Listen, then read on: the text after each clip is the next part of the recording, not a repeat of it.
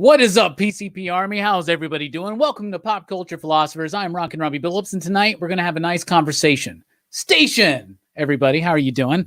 Let me go ahead and pop in the co-host. It's Brian, the Brianiac. What's up, buddy? Not much. How's it going, everybody? I'm going great, man. Not even going to do the bit that we all know that I want to do, but I'm not going to do the bit, okay? So there you go. Hasn't changed. Ladies and gentlemen, let's bring to you the writer of the upcoming Mad Cave Studios book, BECSTAR, as well as TKO Shorts, Seeds of Eden, and She Said Destroy, many other works as an editor, anthologies. We've talked to him before. Ladies and gentlemen, a big station to our first repeater here at PCP. It's Joe Corallo! Hello. It's good to be back. It's good to have you back, Joe. Thank you so much. Thank you. Thank you. Now, we definitely wanted to bring you back, and I asked you to come back on the show because I thought it was a great conversation. You're a great personality. I've seen you on other YouTube channels recently. Thank you. And you do a really excellent job. I was like, I'd love to have Joe back on and just talk about the industry, the state of things, and just to, shoot the shit, right? Absolutely. And then you had an announcement. Yeah. Of a new book. Why don't you tell us what's coming up, Joe? Well, as you all can see in previews right now, is BECSTAR. It's my upcoming book with Mad Cave. It's more of like an action sci-fi kind of thing. Like whereas like a She Said Destroy is more of a little bit of a Sailor Moon, Final Fantasy, Star Wars kind of thing. This is more of a Cowboy Bebop, Blade Runner kind of thing. So it's fun. It's a lot of, it's got a lot of that fun space hopping kind of action. I made sure that these different issues take place in different settings, so you get a little bit of a taste of a whole sort of world, and multiple worlds. So I think it's going to be a fun time for everyone. Very nice. Sounds intriguing. You said the magic words. You said Cowboy Bebop, Blade Runner. Yeah. You just sold us 100%. Thank you. Yeah. Two of my favorite things. Yeah, right. Absolutely. I agree. I'm a huge Blade Runner fan. There's a little bit of a visual nod in the first issue. You might have caught it already, but we'll see. I'm looking at the previews right now. And or the Mad Cave, site, and I guess the artist is Lorenzo Colignelli. This was his. This is his first like big project. Before this, he was the artist on a winning Platform Comics anthology short. Okay, and that's where we found him. We looked through it, and we were like, "This is great." And so my reference in that. That page there is I was thinking of the whole bit where why am I blanking on her name? God, I'm the worst. It's when he's going time. When he's going time to die and goes to like gouge his eyes out and she shoots him in the back of the head. Yeah, the Daryl Hannah character. Yeah. But no, this was the guy who doesn't know what a tortoise is. Yeah. Are you talking about I think this is such a weird start. Are you talking about the guy from the Newhart show? And he was in Deadwood, right? The guy that makes the eyes? What are we talking about right now? No, this is when he's beating him up in the he's beating Deckard up by the cars. He's the first replicant to get killed. When Sean Young blows his brain, shoots him in the back of the head. Yeah. That's what I was that guy visually referencing was Sean Young there with the gun. Yes. When she takes him out. Nobody thinks I've ever watched Blade Runner now, and it sucks because that's one of my favorite movies. It's one of my favorite movies too. I love it. I got into it in high school. I worked at a Hollywood Video. And same. Wow. That's pretty I worked great. at Hollywood Video. And this manager of mine, this guy Kenny, it's a big sci-fi guy, and turned me on to a lot of stuff, and that's where I watched it. And then I got to college, and the amount of people I knew who never saw Blade Runner, it was very upsetting. And it's only gotten more upsetting over the course of my life as I just meet more and more people who've never seen Blade Runner. Yeah, right. And then, or maybe they've seen the wrong version of it. Yeah, it's very weird. I think Del Toro prefers the narrated version. He Oddly does. enough. Isn't that weird? It's so weird. I'm like, I think I like Pan's Labyrinth less now. And I saw Pan's Labyrinth in theaters. That was a wonderful time seeing that. Dude, the artwork in this looks great. The coloring is phenomenal. That's a really great scene right there. He does all his own. He does all the art, coloring, everything. Nice. It's great. It's fantastic. We lucked out. We also got Jamette Gill to do the lettering, and the lettering in this book. I don't think it's in any of the preview pages there, but the lettering is gorgeous. It's really, it's a nice full package we got here. And of course the Sweeney Boo covers. I got to work with Sweeney Boo on Deadbeats. She did a story for Nadia Shamas on that. I worked on another anthology that Sweeney Boo has a story in that's not out yet. So, I've gotten to work with her a couple of times. I got hibachi with her and a bunch of people at Emerald City a little while back, too, back when conventions were a thing and you could go to hibachi. What are conventions and what's hibachi? Right? What's this, like a whole other world right now? No, the book looks great. Like the covers look great. You're right. She does. That looks amazing. The interior artwork. This is actually one of the first times I looked at the interior work, and that looks freaking awesome. Oh, man. yeah. So, major station to Lorenzo there. Yeah. Thank you. We really lucked out. Lorenzo's super easy to work with. So if there's any people out there who are trying to steal Lorenzo away to work on their projects, please give him more and more work. He is wonderful. He's a sweetheart. Love working with the guy. He's just he follows the actually. Bring that page back up. I have a story. All right, hold on. I got to pull it all up again. he follows the scripts down to a T. I'm sorry, I just remembered the story. It's I love it. Thank you. People are gonna love this, or they won't. I don't know. I know how many like process nerds are listening, but yeah, I'm on the edge of my seat. Excellent. I appreciate that. But yeah, so that page, yes. So the reason that panel is at the top middle there is when I wrote the description, I accidentally wrote, I was like, this is like a small panel at the, towards the top left of the page is what I meant, but I accidentally said top right, and I didn't catch it until he got it. So it came back, and I'm looking at it, and I'm like, whoa, this looks way better. This is better than I would have written it. So I didn't even say anything. Lorenzo doesn't know that. Chris, my editor, doesn't know that. No one at Mad Cave knows that. You all are the first person to know that I wrote the wrong thing in the script, and it came out better. That's awesome. That's awesome. That's by the way, the origin of Station. It was the wrong thing in a Bill and Ted script. They forgot to delete the word station when they deleted out an interior police station, and it's become a whole PCP bit. So that's really nice to know, because you're like, you do see the action start obviously on the left, that's a really cool. I mean, that artwork is amazing. Yeah.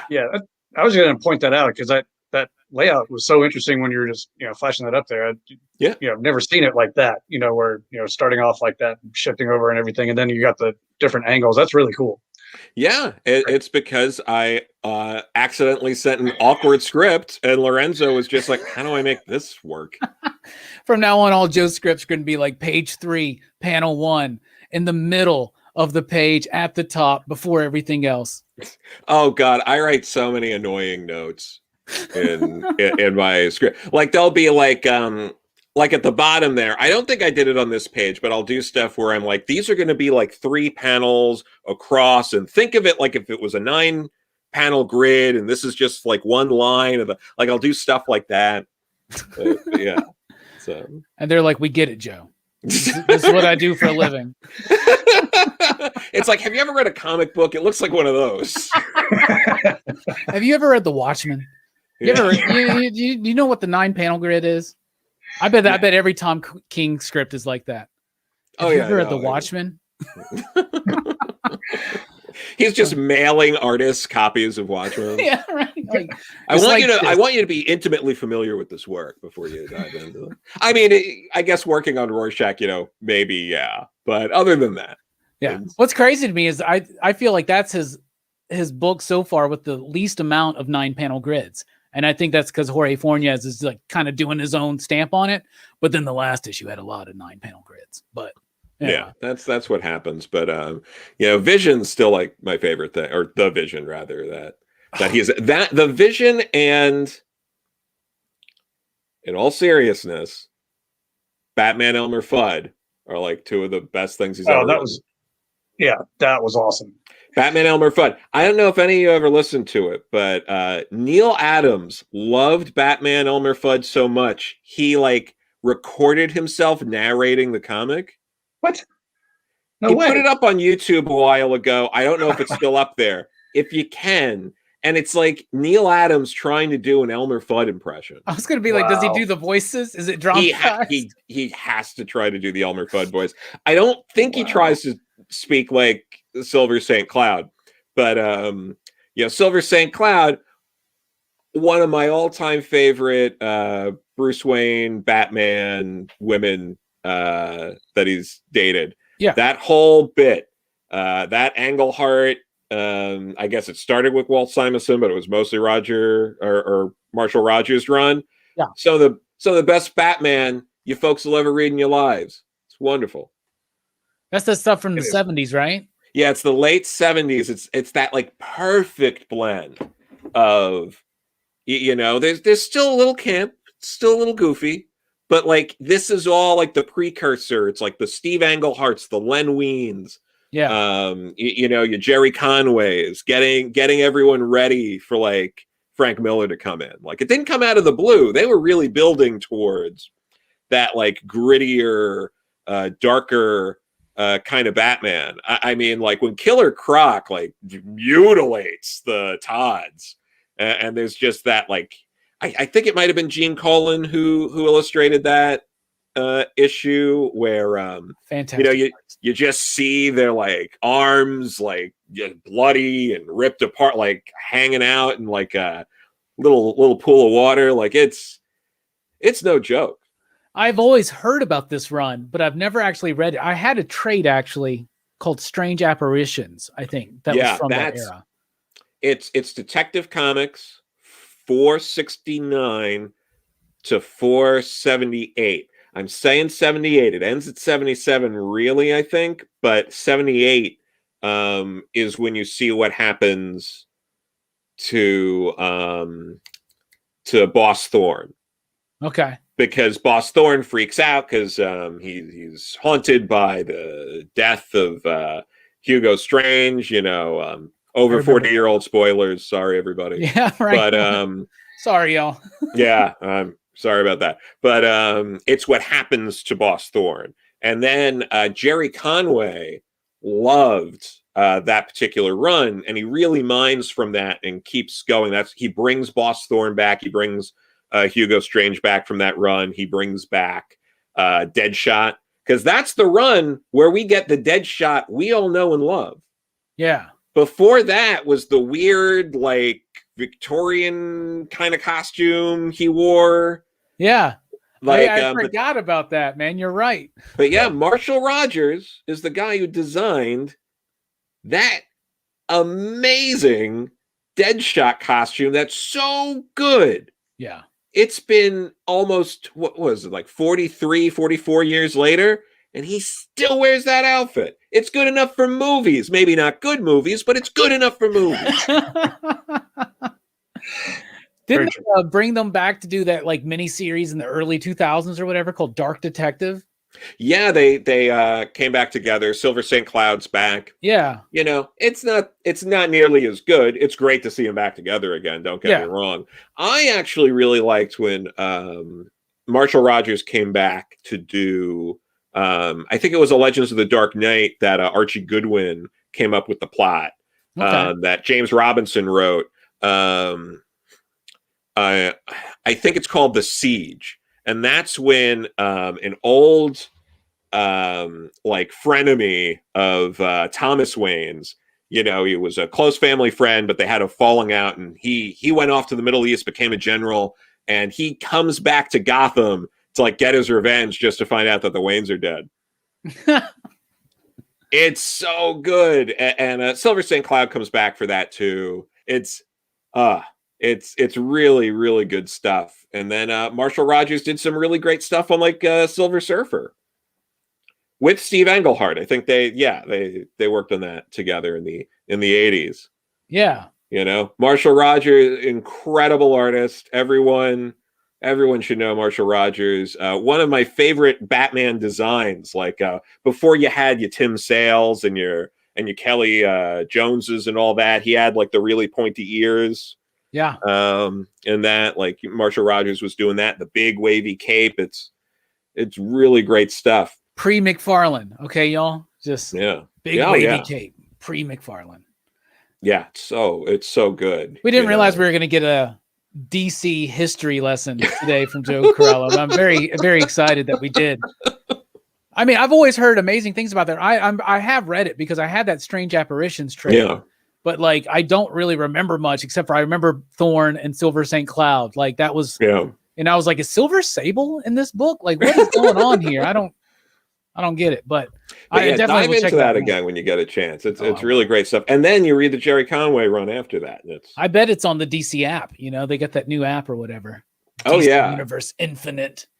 You know, you got to be careful, though, when you're reading the Jerry Conway run because it bounces back and forth because he was writing Batman and Detective and the A story in Detective. And I don't know if the app allows you to read smoothly or if you have to keep like coming out of Batman, going to Detective, come out of Detective, going to Batman.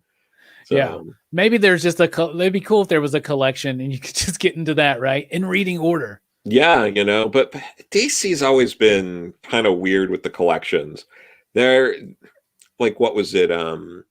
They have Tales of the Batman Gene Colan Volume 2, where it's just the Gene Colan issues, but I think he was mostly drew Detective. Mm-hmm. So, and they're all 2-part stories. This is after Conway, so it's the Doug Menck stuff before Crisis. And the way this hardcover is set, you get like the first or second part of 2-part stories for almost all of it. There's only one story in there that you get both parts because he did one of the issues of Batman. You know, it's just annoying stuff like that. But you do get the issue where Jason Todd goes out for the first time as Robin and really gets his clock cleaned by Crazy Quilt. I think that's Detective, like, I want to say like 535, something like that. Look at this. Look at this. We're getting this late 70s, early 80s DC knowledge right here. Yeah. That's like some stuff I've never read. Like, I amaze people all the time. I've never read Wolfman and Prez's Teen Titans. Never read that stuff. You gotta read up through the Judas Contract is perfect. It is just it is on par with anything like Claremont Concrum, Claremont Byrne, Claremont Smith. It's on par with all that stuff. There's this one-shot issue, I'm blanking on exactly when, it's in like the teens, where they save this girl who was going into like, you know, prostitution, stuff like that. They, you know, they try to get her all fixed and make sure she's okay. They get revenge on like, you know, these like gangsters or whatever, who are drug pushers who were like pushing her into this. Yeah. And then they get her all set up. They get her to the bus station. waiting for the bus, and then some guy comes up to her, offers her money, and she leaves with the guy. And they thought they did all this great stuff, and they never knew that they never helped her. Yeah. Just stuff like that. Beast Boy brutally murdering Madame Rouge, like, it's so great. It's just like Cyborg drilling into Beast Boy that killing someone will never fix everything. It'll never make everything okay. And that Beast Boy was so stubborn and so upset about what Madame Rouge and the Brotherhood of Evil did that it doesn't stop him, and he kills her. And then he has to deal with that. Wow. Like, it is such a gorgeous and powerful run of comic books. And I think anyone who likes stuff like, you know, Claremont's X-Men or anything like that, you have to read it. You just have to. It's like, it's just one of those things. You'll read it and you'll just be like, why didn't I read this? Well, thank you for shaming me, Joe. I appreciate that. Oh, no. I'm just saying, it's like, you know, you can read it at any time. We all got that thing though, don't we? That one book that everybody's like, oh, you this is like, you know, evergreen. Everybody's supposed to. Brian, have you read the new Teen Titans stuff? No. And I was actively buying comics when they were coming out. So I think I had a couple of the issues, but like if I remember at that time, I was just way more into Marvel. I mean, I would get some DC books and that was kind of during some of the black and white indie explosion kind of stuff. So I would get, whatever was trendy, at the time. So I remember getting Crisis, and then, I don't think I really got much into DC stuff until Dark Knight hit, and then that started really kind of opening my eyes. Yeah. So. But no, I mean, there are plenty of things I haven't read, but that's true with anything. Any comic buff, any movie buff that you meet, they all have holes because that's just how it is.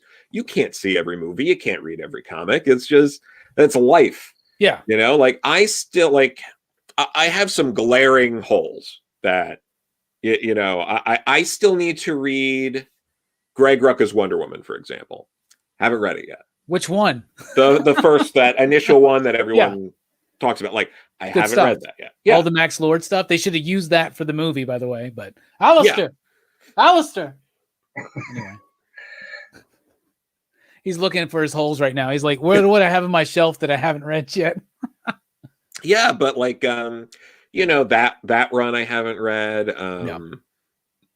I could rattle off some other things, but like those, there's plenty of stuff I could rattle off, and people would be like, "Oh my God, how have you not read that?" I never read, Jeff Johns' Teen Titans, and people talk that up.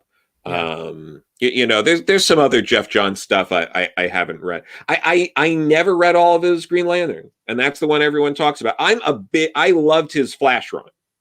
Yeah, to me, the Wally stuff. Yeah, that's the Jeff Johns stuff. I'm like, oh, this is perfect. But like, I still need to read that like Green Lantern run, and that's the kind of that's a Green Lantern run that people would probably actively yell at me for not having read, because that's like the run that everyone the talks about. definitive GL, right? Exactly. There's things that I'm sure I'm missing out. I'll get there, I promise. But there's so many other things that I'm trying to read and catch up on. Like I'll drop this here. One thing I read. What was it? I got the oversized hardcover when that came out a little while ago, but Batman City of Crime by David Latham. Yeah. It's one of the best Batman stories I read in my life. It's amazing. Talks about it. Nobody liked it when it came out, by the way. Nobody liked it. It's one of the single greatest Batman. I'm not kidding. And I'm talking about, late 70s, early 80s Batman, which is also some of the best Batman I've ever read in my life. But City of Crime, I was looking back at like the sales. The sales were terrible. No one liked it at the time. DC pushed themselves away from it. I wish anything Batman related in the past decade was half as good as City of Crime. I'll say that right now. I don't care if, someone who's been working on Batman in the last 10 years is watching this stream and saying, Joe, I take that personally. They're not watching. That's my livelihood you're attacking, sir. I have to feed my family. But it's like, I can't believe people slept on that. It is such a powerful story. It's crazy to me. It came out early 2000s, maybe 2005, like around then. It's right before Paul Dini took over Detective Comics, because this is a detective, and Paul Dini took over in like the 820s, and this is like from like around 800 to like 814, like in that area. Okay, it's after the Brubaker run. I know that, right? Yeah. So yeah, it's after Brubaker, and then it's like, it's mostly aimless fill-in stuff in Detective until they hand it over to Paul Dini. Yeah. But 2005 to 2006. Yeah. 800 through 808, and then 811 through 814. Yeah, it is. Where's that related to Hush? What year did Hush come out? Hush, I want to say that had to be like 2002. Yeah, that was earlier. So that was like probably like 3 years before that. Blows my mind. It pulls up the freaking movie. It blows my mind that like Batman Hush is a more respected. Yeah, that's 2002 to 3. Yeah. Is a more respected run than City of Crime, because Stray Bullets and what's the other one? Oh my goodness, I have it. Where is it? Murder something? Oh my goodness, what's the other one? Stray Bullets is the one I was thinking. Is it Murder Me Dead? There's Stray Bullets and there's Murder Me Dead. And of course, Amy Racecar spins out of all the straight. That is some of the best indie crime fiction you'll ever read in a comic book. If you like Sin City, you don't know nothing. You got to read Stray Bullets. Like Stray Bullets. I am glad it finally came back. I haven't read the newer stuff, but Latham is an amazing creator. I just love his work. Is it Murder Me Dead? Who am I talking to? I'm talking to the alien. Murder Me Dead, yeah. Okay. Yeah, I have the internet in front of me. Look at that. Yeah, no, but but yeah, City of Crime, unbelievably good. I'm gonna check that out. Oh my god, and like just the way David let them just writes. I mean, there's this one scene early on. This isn't spoilers here. I'm keeping it out of spoilers, unless like jokes or spoilers to you. But there's this whole bit that's being captioned where Tim Drake is running through this burning building, and the captions are saying, Tim is, he's stalking the hallways like a panther. Actually, it's more like a possum, but don't tell Tim that. And that's in the captions. And then in like the next issue, he's in, the Batcave with Bruce, and he's like, so I'm going through there like a panther. And it's just so, it's so good. I just, it's one of those comics that you just read it and you're just like, why the hell aren't all these other Batman comics like this? Because this is amazing. Yeah, it is. Brian, you'll love it. Is it in print right now? It's in print right now, yeah. That's so random from DC. Okay. Yeah, but this is the thing. It'll be in print, and it'll go out of print probably in a month if it didn't while we're having this conversation. Yeah, right. And then they'll re-release it 4 years later. But in a different... There's like whole deluxe edition. Brian, I'm sure I can still order this, but right now ordering DC is weird. I got to go through like 3 different distributors, and sometimes they have them, sometimes they don't. Like Penguin is the biggest motherfucker to fucking deal with, man. Yeah. They won't even tell me if they have something in stock. I'll just find out. And then I have since found out that anything I ordered that they don't have, so they don't fulfill, when they do have it, they'll send it. So like the other day I got 3 copies of Arkham Asylum by Grant Morrison, and I'm like, obviously I can push 3 copies, but I'm like, I only intended to order 1. Sure. I got 3 because I just kept ordering it every week. Anyway. Yeah. Arkham Asylum, also great. Yeah. Speaking of the holes, like I just read that Gotham Central for the first time, like 2 months ago. And man, I was a little annoyed with myself. Because that was awesome. I was like, I don't know. I was just blown away. No, absolutely. I didn't read like Transmetropolitan until maybe 6 years ago. Yeah. You know, so it had been long done by then. And then I finally read. I'm like, why didn't I read this? Like, Yeah, because when you were reading it, did you go, "We're living in this world"? well, that's part of why I don't think I'll maybe ever revisit it. But it's a wild book. What were you saying, Brian? I was just gonna say, yeah, I remember when it came out. I was a huge Hunter S. Thompson fan at the time, and I just was like, "Wow, this is just like science fiction Hunter S. Thompson." You know, I don't know. It was just, I don't know. Love that comic. Yeah, no, it's great. I love you know, that's really good. That whole Helix line that DC did, that really short-lived Helix line that, you know, Stuart Moore of Captain Ginger fame over at Ahoy Comics was the guy spearheading that Helix imprint, you know. Although Transmetropolitan's the only one people I think remember from that because they moved it over to Vertigo. Folded into Vertigo. You know, no one talks about Howard Chaykin's Cyberella. See, I'm one of those guys that I don't like Howard Chaykin's work. It's just me though. I respect it. I understand why it's important, but I just never really. What's the flagship? Everybody talks about American Flag. I've never read that, but like, I don't know. I just never really liked his stuff. I mean, American Flag is the flagship. I mean, that's the one that, you know, everyone talks about. It's not Satellite Sam. No offense, Matt Fraction or Howard Chaykin, if you're here, but it's not I don't think they're here. No, Matt's not. Matt's a cool cat though. I've met him. He's cool. Matt's a cool Matt. Yeah.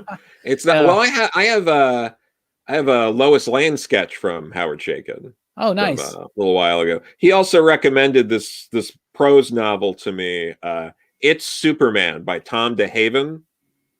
Came out in 2004. It is what if like Superman happened like in the year like 1938, but it was all in like the real world.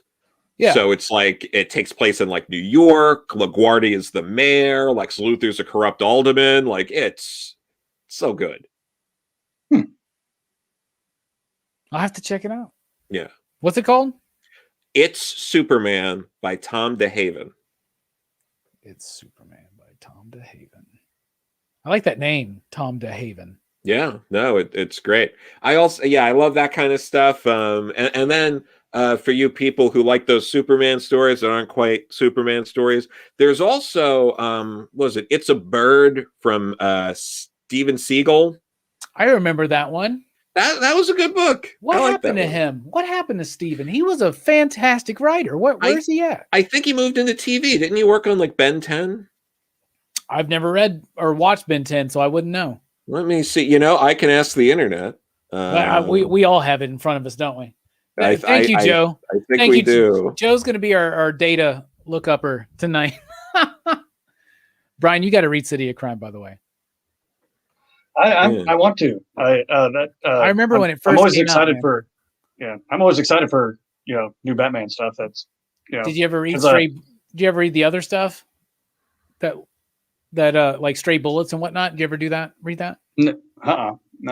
It's cool because the City of Crime, it really does focus in on like parts of the city. Like it's about the people as well. Like, and it has this. Stray Bullets has this really great way. It's almost like a Tarantino type thing, but a little bit more nuanced, not so direct. Does that make sense? I don't know. But Murder Me Dead is really freaking good. And that's just a one and done, like graphic novel he did it as a series, but Stray Bullets is amazing. I don't talk about him enough on this channel. I feel like there's a lot of these indie creators I loved in the 90s that I don't talk about enough. I always talk about Mike Mignola and Hellboy. Yeah. But like when Crossover brought in Madman, nobody knew who Madman was. And I was like, I've done a disservice to this community because Madman is like one of my favorite comic books ever. And Madman's great. I love Mike Allred. I love I got the that way out of print Ecstatics omnibus. Nice. Oh really? And I got him cool. and Laura signed it. But before they signed it, I lugged it to a signing that Paul Pope was doing. Bruh. Paul Pope was like 2 hours late because he went to like the wrong. It was at Jim Hanley's Universe in New York, but he went to like the one on Staten Island and not to the one in like Midtown. Yeah. So he's like running around. He gets there. I'm not trying to make assumptions. I don't think he was sober. But he sits down and he's just like lurching over. He's listening to the music they got playing. And he just shouts. He's like, "Hey, you got any Echo and the Bunnymen?"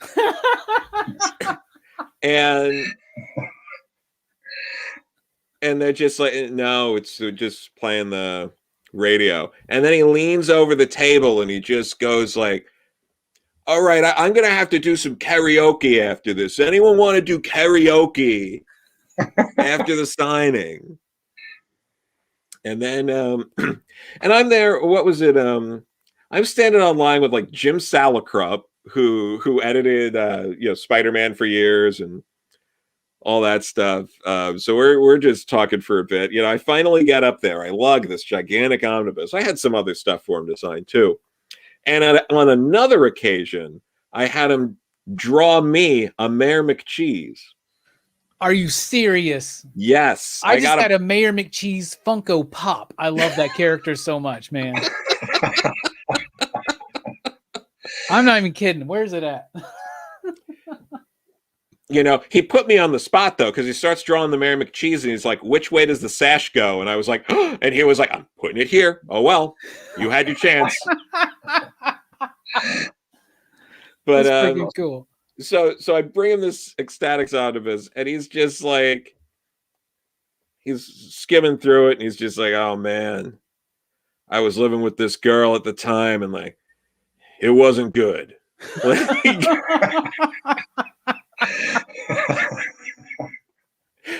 And then he's like, I loved working on this book, but I got to tell you, I hate dupe.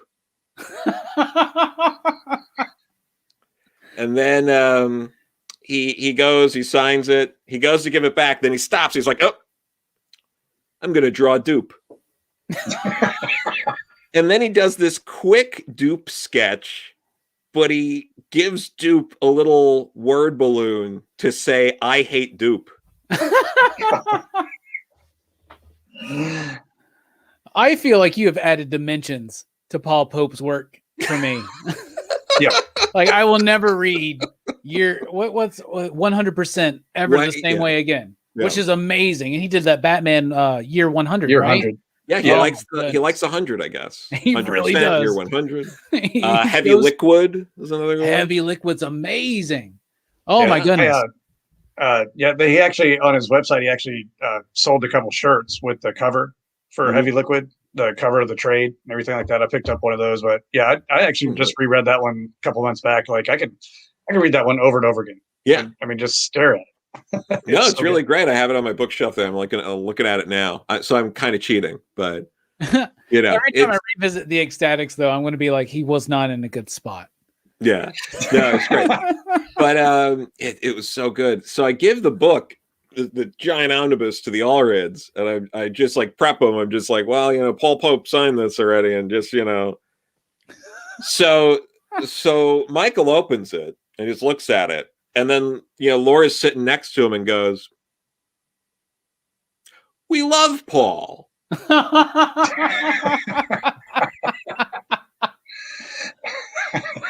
They've got to be the nicest couple in comics, right? They're really nice. They're really great. And then, fun fact for all you Allred heads out there: if you never read it, it's a cheap back issue to get. You probably could read it on an app. I believe the first comic work he did at DC, because he started at like Slave Labor Graphics, but the first thing he did at DC was a one-shot for Vertigo of Brother Power the Geek that was written by Rachel Pollack. And so you get that early Allred work, and it's a trip. It's a great comic. Definitely check that out if you get a chance. I've never read that. I just wrote that down. It's so good. It's just a one and done Brother Power of the Geek story. I mean, we all know, everyone knows everything about Brother the Power of the Geek. I'm not going to waste everyone's time explaining what that character is, but check it out. Nice. Brian, I'm throwing it to you. Well, I was just gonna say, I did have in reach my Red Rocket 7. Wanted to show that off. I've never read Red Rocket 7. I haven't read it since it came out, so I remember liking it, but I couldn't really tell you. Have you read that Bowie book yet? No, I don't have it. It was sold out like right away. Really? I got it, bro. I gotta read that. So freaking good. His artwork is Mike Allred's one of my favorites, man. Of all time. Yeah. He's so good. Did you read that Bug series he did recently, the Forager one? I read at least the first couple of issues of that. I don't know if I finished it, but I definitely started it. Okay, because it's I had recently read like New Gods and then OMAC and like the original runs and everything, and he's actually picking up where almost all those ended from the Kirby runs and weaving all that stuff in there, and it's really, really tight. Nice. I God, one of my favorite things from God, what was it? The original like Jack Kirby Fourth World stuff is how like they didn't really figure out where they were going with Darkseid yet. So there's like issues where like Darkseid like surprises like Superman by like sitting in like an office chair, like at a desk. And it's just like, okay. It's so weird, isn't it? Yeah. I mean, there's a lot of really, really great stuff in there, but at certain times it does seem kind of aimless. It just kind of bounces all over the place. So, I guess, well, one of the questions I had was, as far as the state of the industry stuff is, it seems like Marvel and DC, they're changing their business practices around, and I was wondering, do you see effects like their business change practice, their changes to their business practices affecting like the smaller publishers as well? Or? Yeah, I mean, here's the thing. It's a lot like, I mean, we've all seen and loved Star Wars Episode 1, The Phantom Menace, right? It's just like how the Gungans and the Naboo are all interconnected, and what affects one affects the other. That's an amazing analogy. I appreciate it. I love it. It's so clear. But in all seriousness, Episode 1 is a better movie than people give it credit for. But no. In all seriousness, Jesus. Joe's just doing a whole elongated bit tonight, and I love it. I love it so much. Like, Joe's going to be on this channel like every month or two if he wants to. This is great. Thank you. But like, it does affect. I mean, you, sir, would probably know as a retailer and with knowledge of this that like when like people come like when it comes to like direct market shops, and it does vary. Different shops vary, they have different clientele, but there are a lot of shops that you come in for the Marvel and the DC, and then you leave with a few indies, and you get the bite, and then you're like, oh, I didn't know comics were this good. What else do you got? And then it does this. Yep. That's what happens. So when Marvel and DC are not putting out stuff that's appealing to those people to get them in the shop, that's less people picking up those indies too. So it does, I think, have a direct impact, on the smaller companies in a bad way. Is there like an opening maybe for people to take some of the market? There is. But it's for the larger indies. I think that's why we've been seeing Boom Studios creep up, and get more people, because they're a more known quantity. They have a lot of licenses people know. That's a little bit of an easier sell than something like Vault, Mag Cave, Scout, Source Point Press. and places like that. So I do think it benefits your Booms, maybe your Images, maybe I don't know if it benefits IDW and Dark Horse, because they're in a weird position right now too. Yeah, I'm worried for somebody. By the way, everybody, Mike asked me, you guys check on Dark Horse and IDW, make sure they're doing okay. Yeah, I'm worried about them right now because they're losing licenses, and it's like with Boom, they got strong licenses that they have that they do pretty solid work on.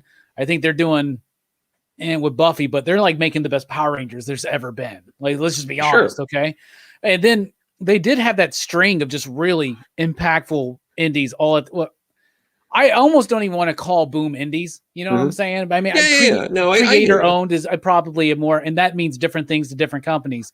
But with Something Is Killing the Children, Once and Future, Red Mother, when all these were hitting like back to back to back, it's kind of like the Image re-renaissance when they were doing like Saga, Fatale, East of West, and they were just hitting. At my shop, we really support indies. Brian can attest to this. He's one of my customers. Absolutely. Sure, yeah. We push them. We order as many as we can, financially, order. And a lot of the companies like Vault right now, everything they do is returnable. Like that's the best thing companies can do. How can Vault Comics, right? Two brothers in Montana running this comic book company with a lot of help, obviously, with some really great, talented people. But like, how can they offer me full returnability, but DC and Marvel can't? You know what I'm saying? Yeah. But they give it to Barnes and Noble and Books A Million. Like, it's just like, so Marvel and DC can. Marvel and DC can, right? They won't. Because they don't have to.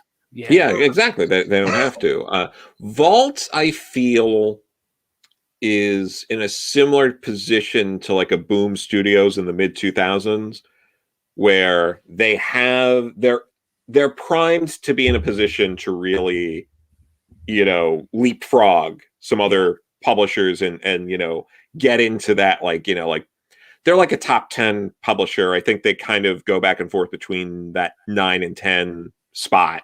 Yeah. But they're in a good position to move in and be stay at like a 6 or 7 and then try to move into that top 5 position with direct market sales. It's not going to be this year or next year, but it's like they keep building. You got to build that back catalog, have library, and they have an incredibly strong lineup though this year. They have an incredibly strong lineup. So I think Vault's been impressing me nonstop. Yeah, and I think it's because, I don't know necessarily each brother's involvement. You probably know more so than me, but I feel like Adrian really has an eye for talent and for story. I think he is the best editor in the business. No offense, Joe. No. I think he is the best editor in the business, man. He's the best editor in chief in the business. Let's just say that, right? He is. I don't think there's anything Adrian touches that I haven't enjoyed in some form or another. And most of everything he touches, I immensely enjoy, and it's led to great friendships like tonight, Joe. So. Sure, absolutely. He's a very thoughtful editor. He'll give back, notes and questions and things like that. He'll have, suggestions for things, but he also understands that these are creator-owned books and that, his suggestions can only go so far. And at the end of the day, it's, up to you. Like it's very easy to work with in that sense. Yeah. Maybe that's one of his brilliant strategies as an editor, is to let the creative talent create. Yeah. I feel like at Marvel and DC, you get a lot of, everybody always says things like when they talk about movies, they say the word studio interference. And you're like, well, you don't know anything. But you can really, when you read as many comics as we do, you can start feeling things. And you're like, well, I'm pretty sure Chip Zdarsky did not want to do a King in Black tie-in for Daredevil for 2 issues, and like, that's got to be the process between somebody like Adrian or anybody at Boom or like Chris over at Mad Cave, who's a super cool dude. Oh, yeah. Like I'm sure it's way different working with those guys because it's work for hire. It's a corporate entity. It's about the brand. It's about this. It's not about the ideas necessarily. We were just talking on the stream that I did before here over at Everything Comics, our favorite comics of the month stream we do. We rotate through channels. And everybody in the chat just kept saying indies are like really better than anything right now. And when most people say indies, they just mean anything that's not DC or Marvel. And we're like, yeah, well, that's where all the ideas are, like. I feel like once you get into being like a regular at like a local comic shop, you start feeling that way pretty quickly. Because once you're there a lot, once you're buying things, once you have, employees at the shop getting an understanding of what you like and being able to be like, oh, I see you really like this kind of stuff. Why don't you try this? Why don't you try that? After a year or so, I think everyone kind of develops that, like, maybe they'll have that one character that's like, that's my kryptonite. That's the character. I have to get Spider-Man. I have to get Batman. I have to get Superman. I have to get, Wolverine or whatever it is. And they'll have like that character. But they'll also admit, like, oh, well, all the indie stuff is better. But, I've been collecting Spider-Man since I was 9, and I gotta, do that. Or I've been getting X-Men since, I've loved X-Men since the cartoon, and I've been, getting them ever since I could read comics. And I just gotta, collect X-Men, no matter how unreadable it is at any given point. Yeah, we all have our books like that, right? Yeah, and but the indies, makes it a bit easier. What's your one book like that, Joe? Do you got one? For me, it's Fantastic Four. It's always Fantastic Four for me. It's tough. Like lately, I don't, because it's been easier since I don't go out as much to not have to keep up. But Batman's definitely a character like that. Like there are certain characters like. Batman, X-Men books, characters like Captain America are characters that I'm like, Superman is another one that I'm kind of like, if I'm at the store, like it's easy for me not to be tempted when I'm far away from it. But when I'm at the store, it's just like, all right, let me see what the X-Men are up to. Let me see what Superman's doing now. Let's get it over with. And Brian, what's yours, man? What is it, Brian? I have a hard time like with Daredevil.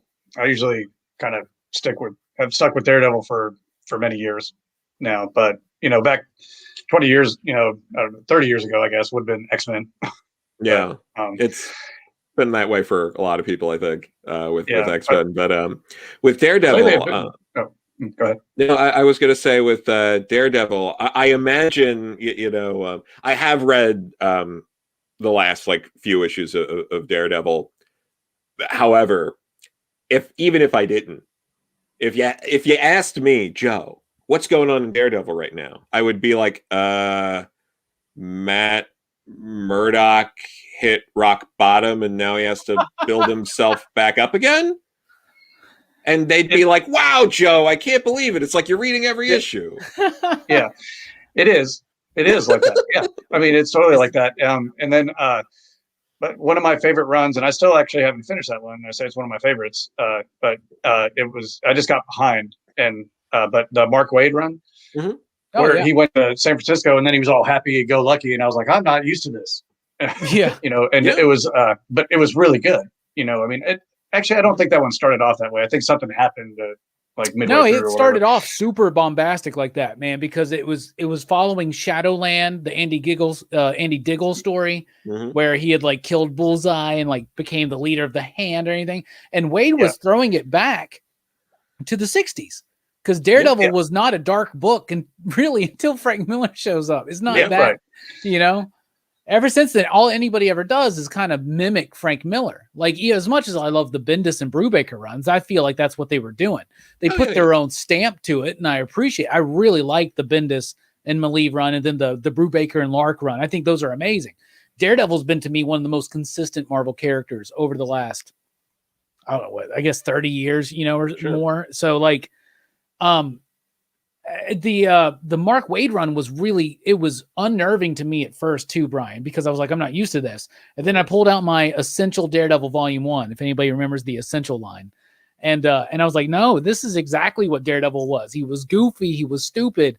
And I like what Chip Zdarsky's doing right now, because he's kind of taking both and doing his own thing with it. Like Zdarsky is someone I feel like understands the Marvel legacy and how to work it into a modern book. Yeah. He did that. I want him to write Fantastic Four. I think Dan's actually gotten a lot better over the last few issues. I don't think Dan's a bad writer. I know a lot of people here on YouTube do, but I think Dan's a super cool writer. I think he just doesn't have much of a filter sometimes, when he deals with people on the he doesn't. But he's great in person. I've met him on multiple occasions at shows. Just being in New York, he does signings, all that kind of stuff. So I've met him. He's very personable. He'll be chatty. He loves talking comics, anything like that. He loves Doctor Who. Talk to him about Doctor Who for a bit. He won't stop. But yeah, he's I've read a bunch of stuff from him. Some of it I like, some of it I don't. Yeah, that's how it goes. But it is how it goes. I do think between YouTube and Twitter, just social media, there's this weird polarization that either you have to love everything a person's ever written or drawn or everything, or you have to hate all of it. And it's very weird. It's just like, what if I just like this and I don't like... That doesn't do it for me. Like some of it has nothing to do with the writer or artist at all. There are some characters I'm just not interested in. And unless you were, unless it was something crazy that I had to do it, I'm not going to go out of my way and read the book. If I didn't bother to read the Jeff Johns, Green Lantern run, how the hell are you going to get me to read other Green Lantern runs? You know what I mean? It's like, and it's not even that I dislike the character, but there's something just hasn't clicked with me yet. And I'll tell you what, I hate Deadpool, but if Mike Allred did a Deadpool run, I'd buy every issue, probably every cover. There you go. Absolutely. I'm not a big Deadpool fan either. I loved him in Uncanny X-Force. Oh, that's the best Deadpool. It is. That's the best Deadpool. Yeah, absolutely. It's crazy that we got an X-Men comic that good at one of the darkest times to be an X-Men fan. Yep. You're so right. It's just like you're just reading this and you're just like, oh my, this is... They were the only time they ever went back to the Age of Apocalypse, and it meant something. That issue where like Angel has to live out all these lives with Psylocke, and now she has to deal with and then Deadpool's relationship with Evan with Genesis, like it's so freaking good. And Deadpool is crazy, right? But he's done more like a mental imbalance thing. It's not just like goofy and full of shtick, It's like he's not talking about chimichangas and all that garbage. Yeah. We all love chimichangas, but come on, let's get over this. Come on, sure, exactly. I mean, it is weird how Marvel has influenced, what people eat between chimichangas and shawarma after that first Avengers movie. Yeah, I never even heard of that until Avengers. Yeah, I think we all forget that first Avengers movie turned the world on to shawarma. Yeah, it did. Shawarma sales must have been through the roof. You being in New York, you're like, Oh yeah, it's like, there's just carts with people throwing shawarma at you on every block. You're like, you get hit in the face with it when you're just walking down the street. Exactly. It's good. What you said it's about either loving or hating things, because it reminds me of the nightly news where Jonathan Hickman says, life isn't binary, and I always loved that line. I thought that was just brilliant. But and then when you're talking about Uncanny X-Force. Rick Remender to me is like I there's a couple of things he's done that I absolutely love, but then some like I didn't dislike, or it's not like I hated it or anything like that, but it's just it didn't really connect, what I was liking. But and I want to say X-Force, that Uncanny X-Force was the first thing I read by him, and I absolutely love that run, and then like Deadly Class, I think that's just a brilliant comic book, but it's just You just gotta, I mean, it does help to, follow some writers that, you connect to and everything like that. But, I mean, still gotta, look at it for what it is, right? No, absolutely. And I mean, in terms of that, I also really love Deadly Class.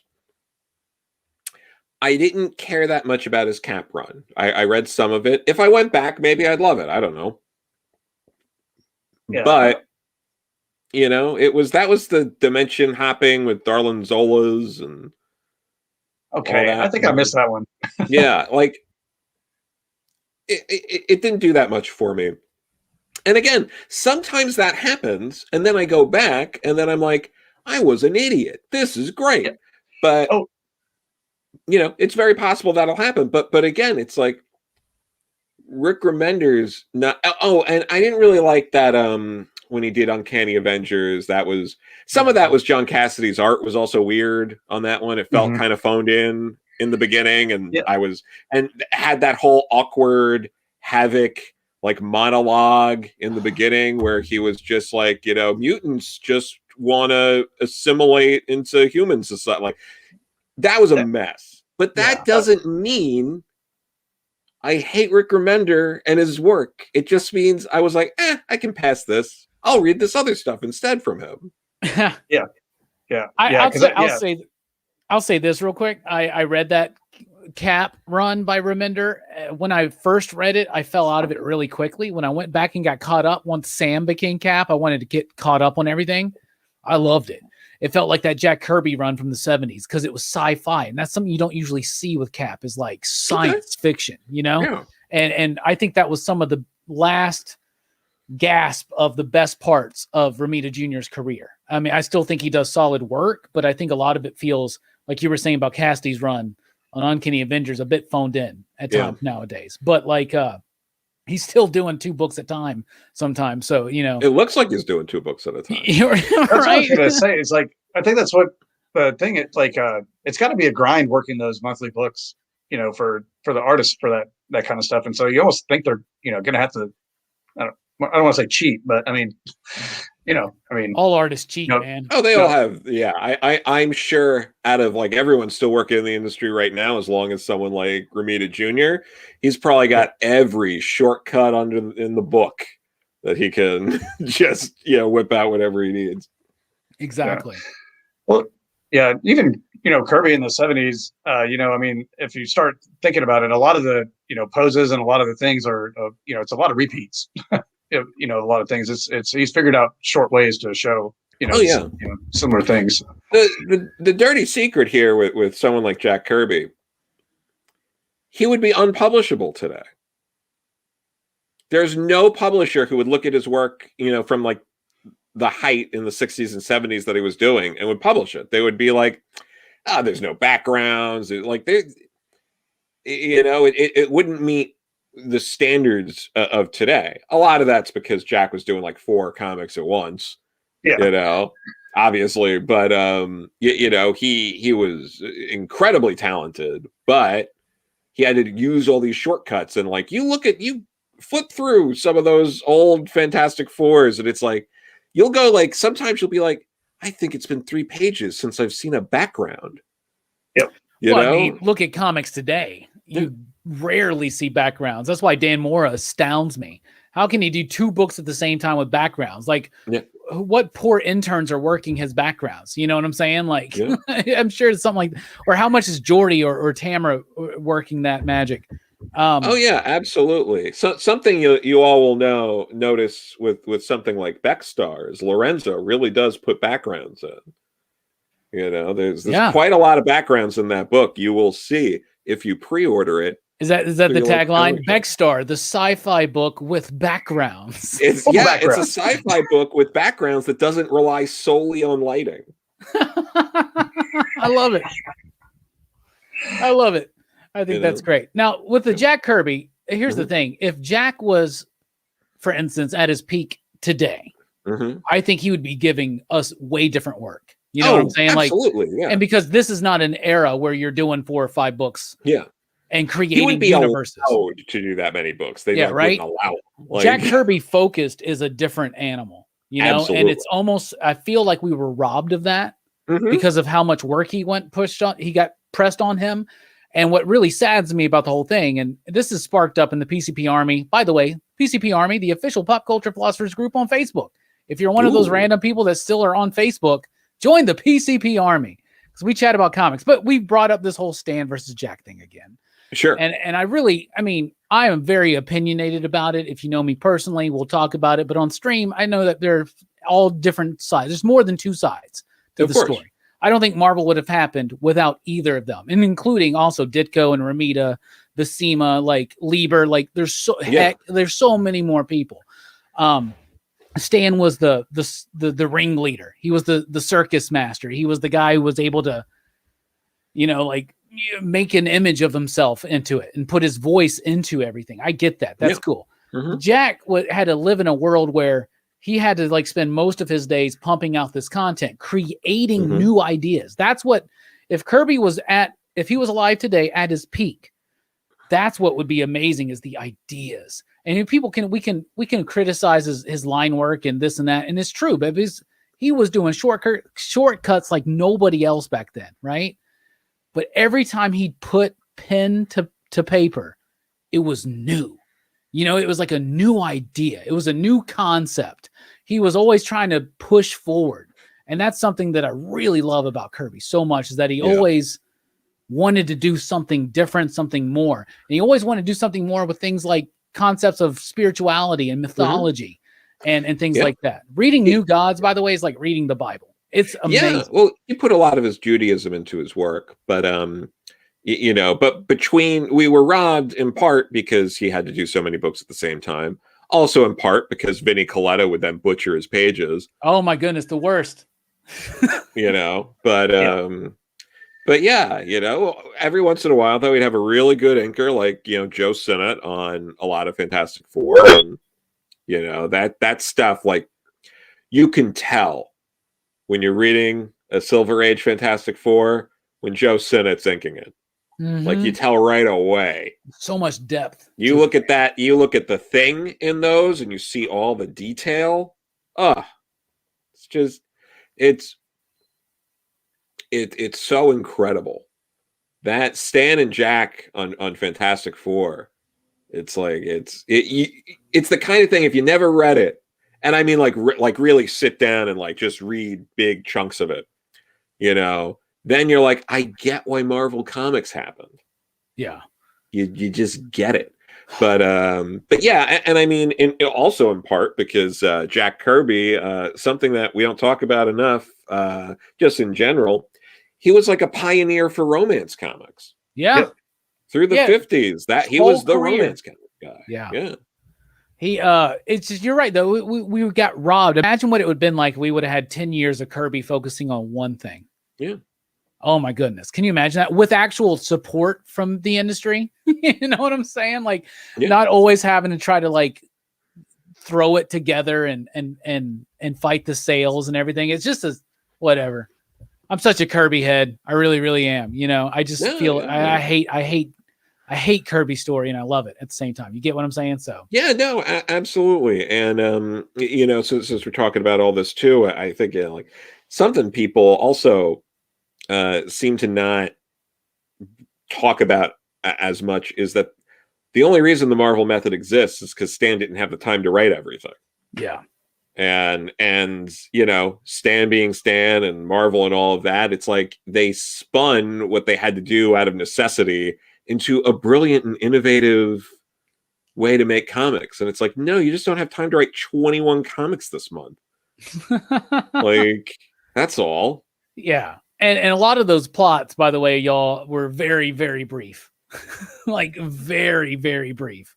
Like, literally, Stan said, I would just say, Dr. Doom's in the next issue. And then, Jack or whoever was working, Ditko, Ramita, like, in those days, and this, Joe, obviously you work in the industry, but it's a collaborative process. These books, like Seeds of Eden doesn't have this aesthetic without Paul, without Jeff, without Liana. Right? Yeah, like absolutely. If this was just you, it'd probably be a different book. I don't know what your skills of as an artist, but it'd be not great. But But no, I mean, this is also why, Steve Ditko had such a hard falling out. I mean, he pushed in a way that either Jack didn't or Jack failed to do, to get that co-creator or co-plotter credit. Because when you go back to Amazing Spider-Man 25, it's the first appearance of Smythe and the Spider Slayer. Oh, nice. It's got a co-plotter credit from Ditko, and he got that co-plotter credit for the rest of his run.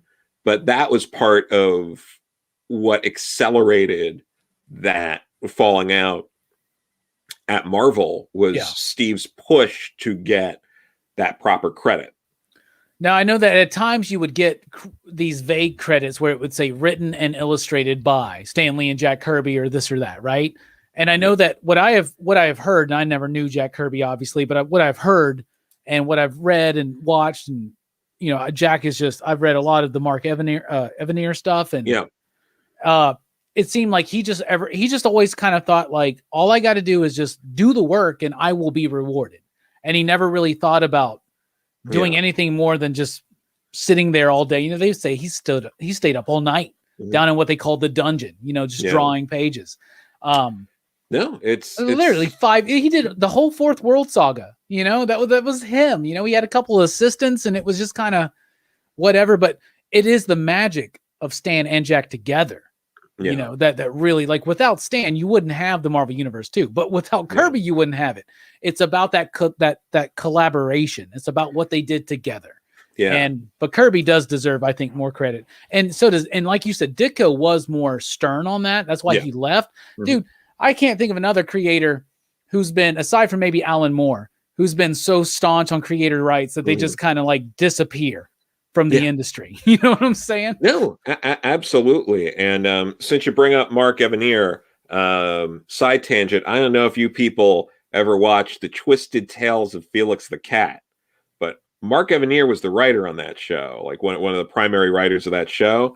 It's a late 90s cartoon. It's like a darker kind of take on Felix the Cat. It is a riot. If you never watched that cartoon, check it out. You could probably find episodes on YouTube to check out. I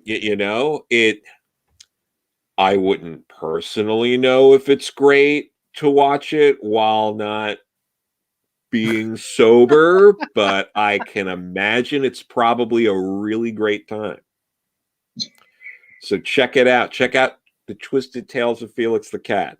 And also, since you're talking about Kirby and how he was treated like that, another very similar artist who had a similar kind of work ethic was Kurt Swan.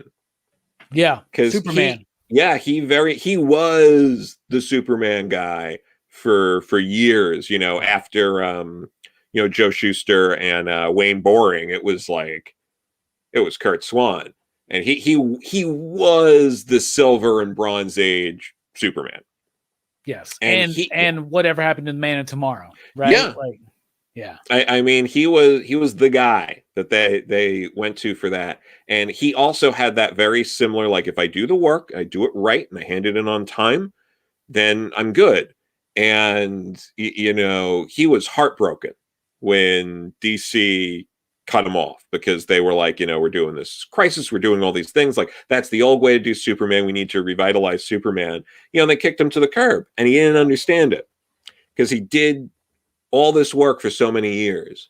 And it was I believe it was group editor Mike Gold who was the one who convinced Dick Giordano to give Kurt 8-page stories in the Action Weekly, or they might have been 2-page spreads, but they were 8 pages a month or something like that, just to keep giving him work at DC after that.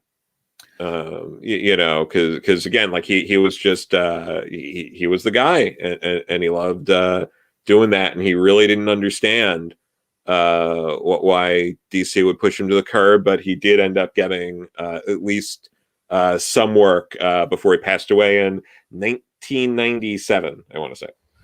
It's crazy because you feel like if you look at the journey of someone like it's because of the unfortunate incidences of people like Kurt Swan and Jack Kirby and others that you lead into something like Jim Lee.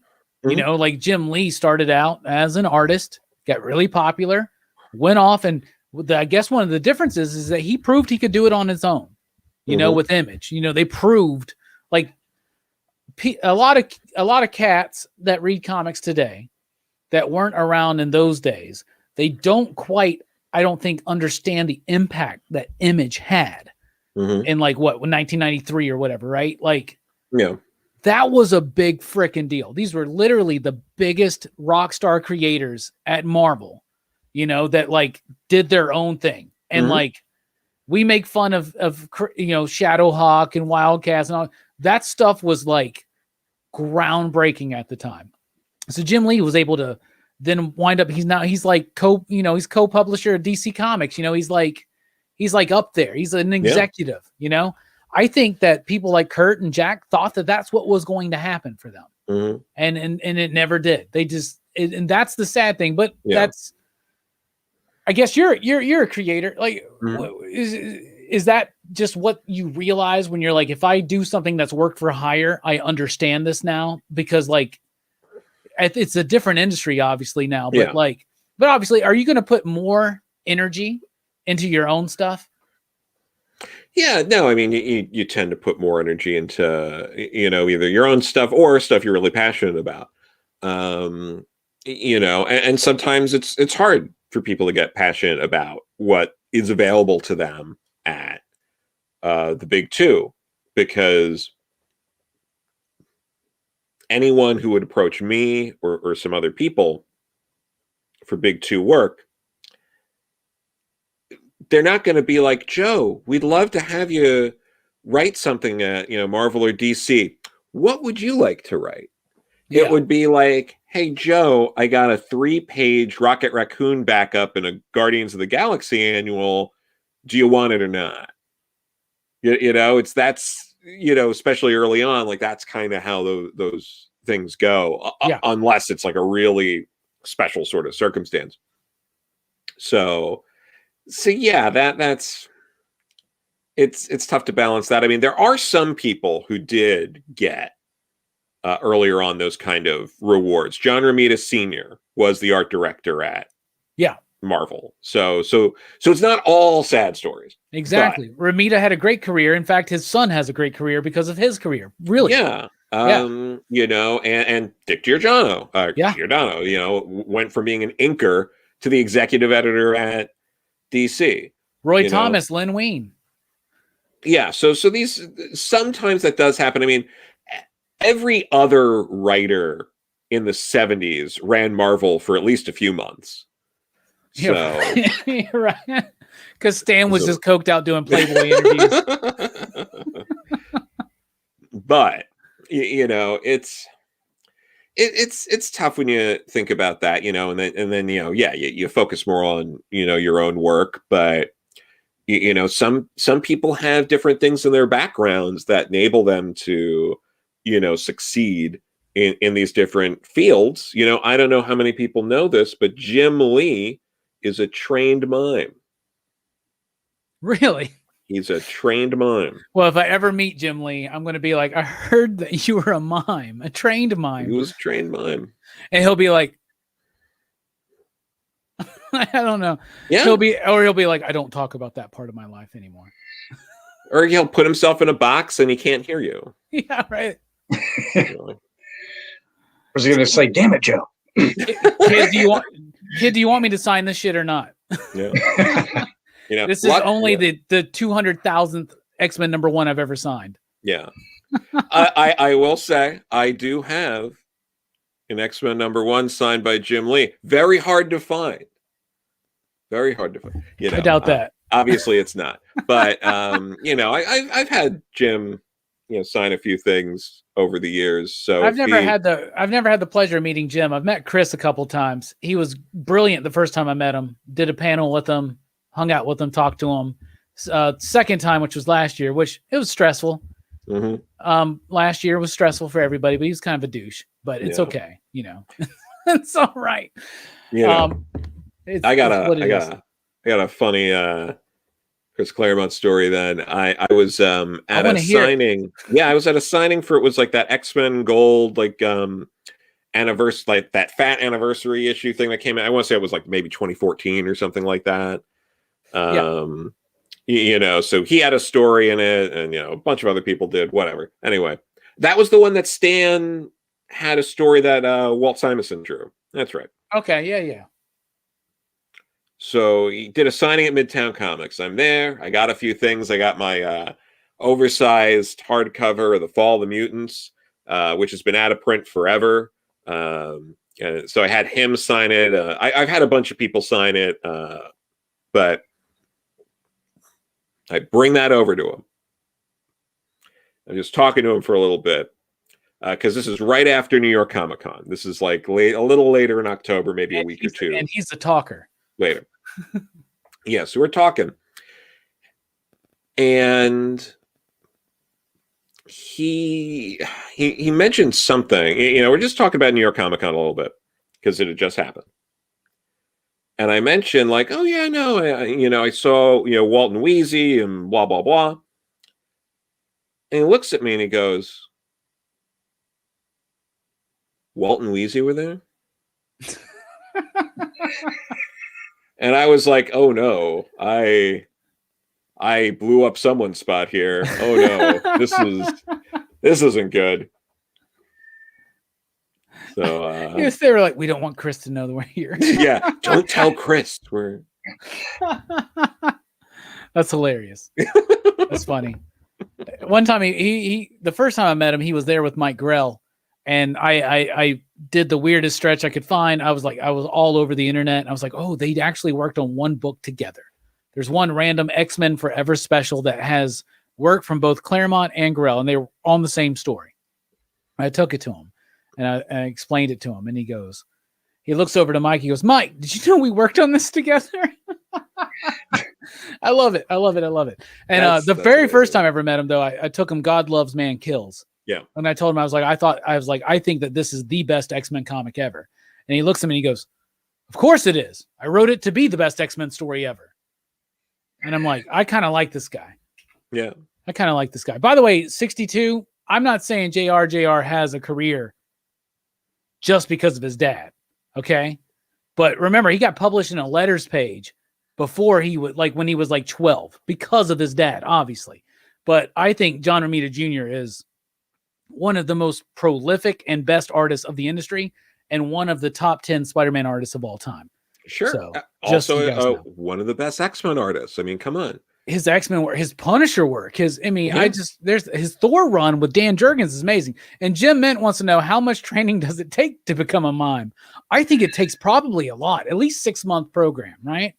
Probably something like that. Yeah. But no, yeah. God, Claremont.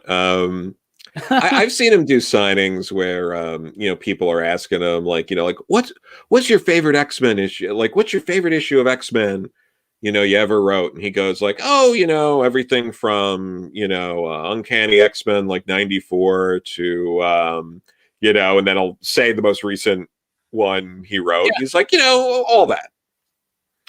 But it's he's great though, and Wheezy's like, she's like the best though. I mean, that's like, for me, that like X Factor stuff she was doing, especially during the Fall of the Mutants, when it's her and Wall. All that Apocalypse, Archangel stuff. Oh my goodness. It's some of the best X-Men, which is why I'm excited for that X-Men Legends. It's going to be Walt and Wheezy back at it. Yeah, I hope it's good. I'm excited. I'm enjoying the Fabian run with Extreme with Adam X. I'm liking that. Yeah. Fabian's one of the greatest comic book creators I've ever met in person too. Like, he was a super, super cool guy. I know that DeFalco created Night Thrasher, but like, I'm a big Night Thrasher fan, And to me, Fabian and Mark Bagley, that's Night Thrasher. Sure, yeah. And I mean, in 1991, when New Warriors came out, I was like 10. Yeah. So I thought that Night Thrasher on a skateboard was the coolest thing ever. Oh, and sure. I got to meet Mark and Fabian in the same weekend, and had such a great just time with them, because they were like, we knew there was one Night Thrasher fan in Alabama, and it's you. And they like, I have all my Night Thrasher stuff signed by them. Anyway, That's I don't know awesome, why man. I wanted a weird stretch on that, but that's great. I think Fabian just really appreciated that I just didn't barrage him with a bunch of Deadpool questions. Because I was just like, nice. Tell me about Night Thrasher and Silhouette. I want to know about them. Yeah. Oh my God. But a a few tangents here. One, Mike Grell. If people never read John Sable Freelance, amazing. He just did a Kickstarter for like an absolute edition of like the first like 12 or so issues. I back that. You better believe I back that. And I will get the whole rest of that set whenever it comes out. And for the later issues that he didn't end up drawing, that were like drawn by like I think there was like one by like Bill Jaska, a couple by like Tony Salmons, stuff like that. He's gonna go back and draw those. So this is an exciting time to be a John Sable fan. It's something that you're never really gonna hear again. Except that brief time when they had a TV show in the 80s. That was well before we were inundated with too many comic book TV shows. There was a John Sable TV show. But I'm a Shaman's Tears fan myself, but that is fair. But yeah, people, John Sable, check it out. Wonderful time. Really anything from Mike Grell. His Legion of Superheroes stuff. That's some of his earliest work. Oh, incredible. Yeah. I mean, sure, he like Cosmic Boy was like basically naked the whole time, but it was great. It was a great time. Superheroes are basically naked all the time. Exactly. So yeah. Did you check out the newest? I'm sorry, the newest issue of Batman Catwoman. Like, there's a new Huntress, a new like Helena Wayne or whatever, and she like looks like she's not wearing pants. Have you guys seen that? No, I mean, she looks like Batcat. Yeah. If you are a big fan of butts, you will love and who isn't? Let's be honest. Clayman is doing, and I've enjoyed Clayman's work since you're X-Men right. Legacy. There's a lot of butts in this. You're right. So many butts, but yeah, like I really liked his stuff in like X-Men Legacy, that Age of X crossover. That was really great. So I can't say I met Clayman before he was cool, because like he was a guy who he was at Comic-Con and he had that's awful. But she's not wearing pants, man. She's not. But hey, butts, by the way. Yes. It's just, why is the dude wearing a jacket? Come on. If you're gonna give us butts like that, give us both butts. Right. But when I met Clayman years ago, this was before he did anything at DC, I think.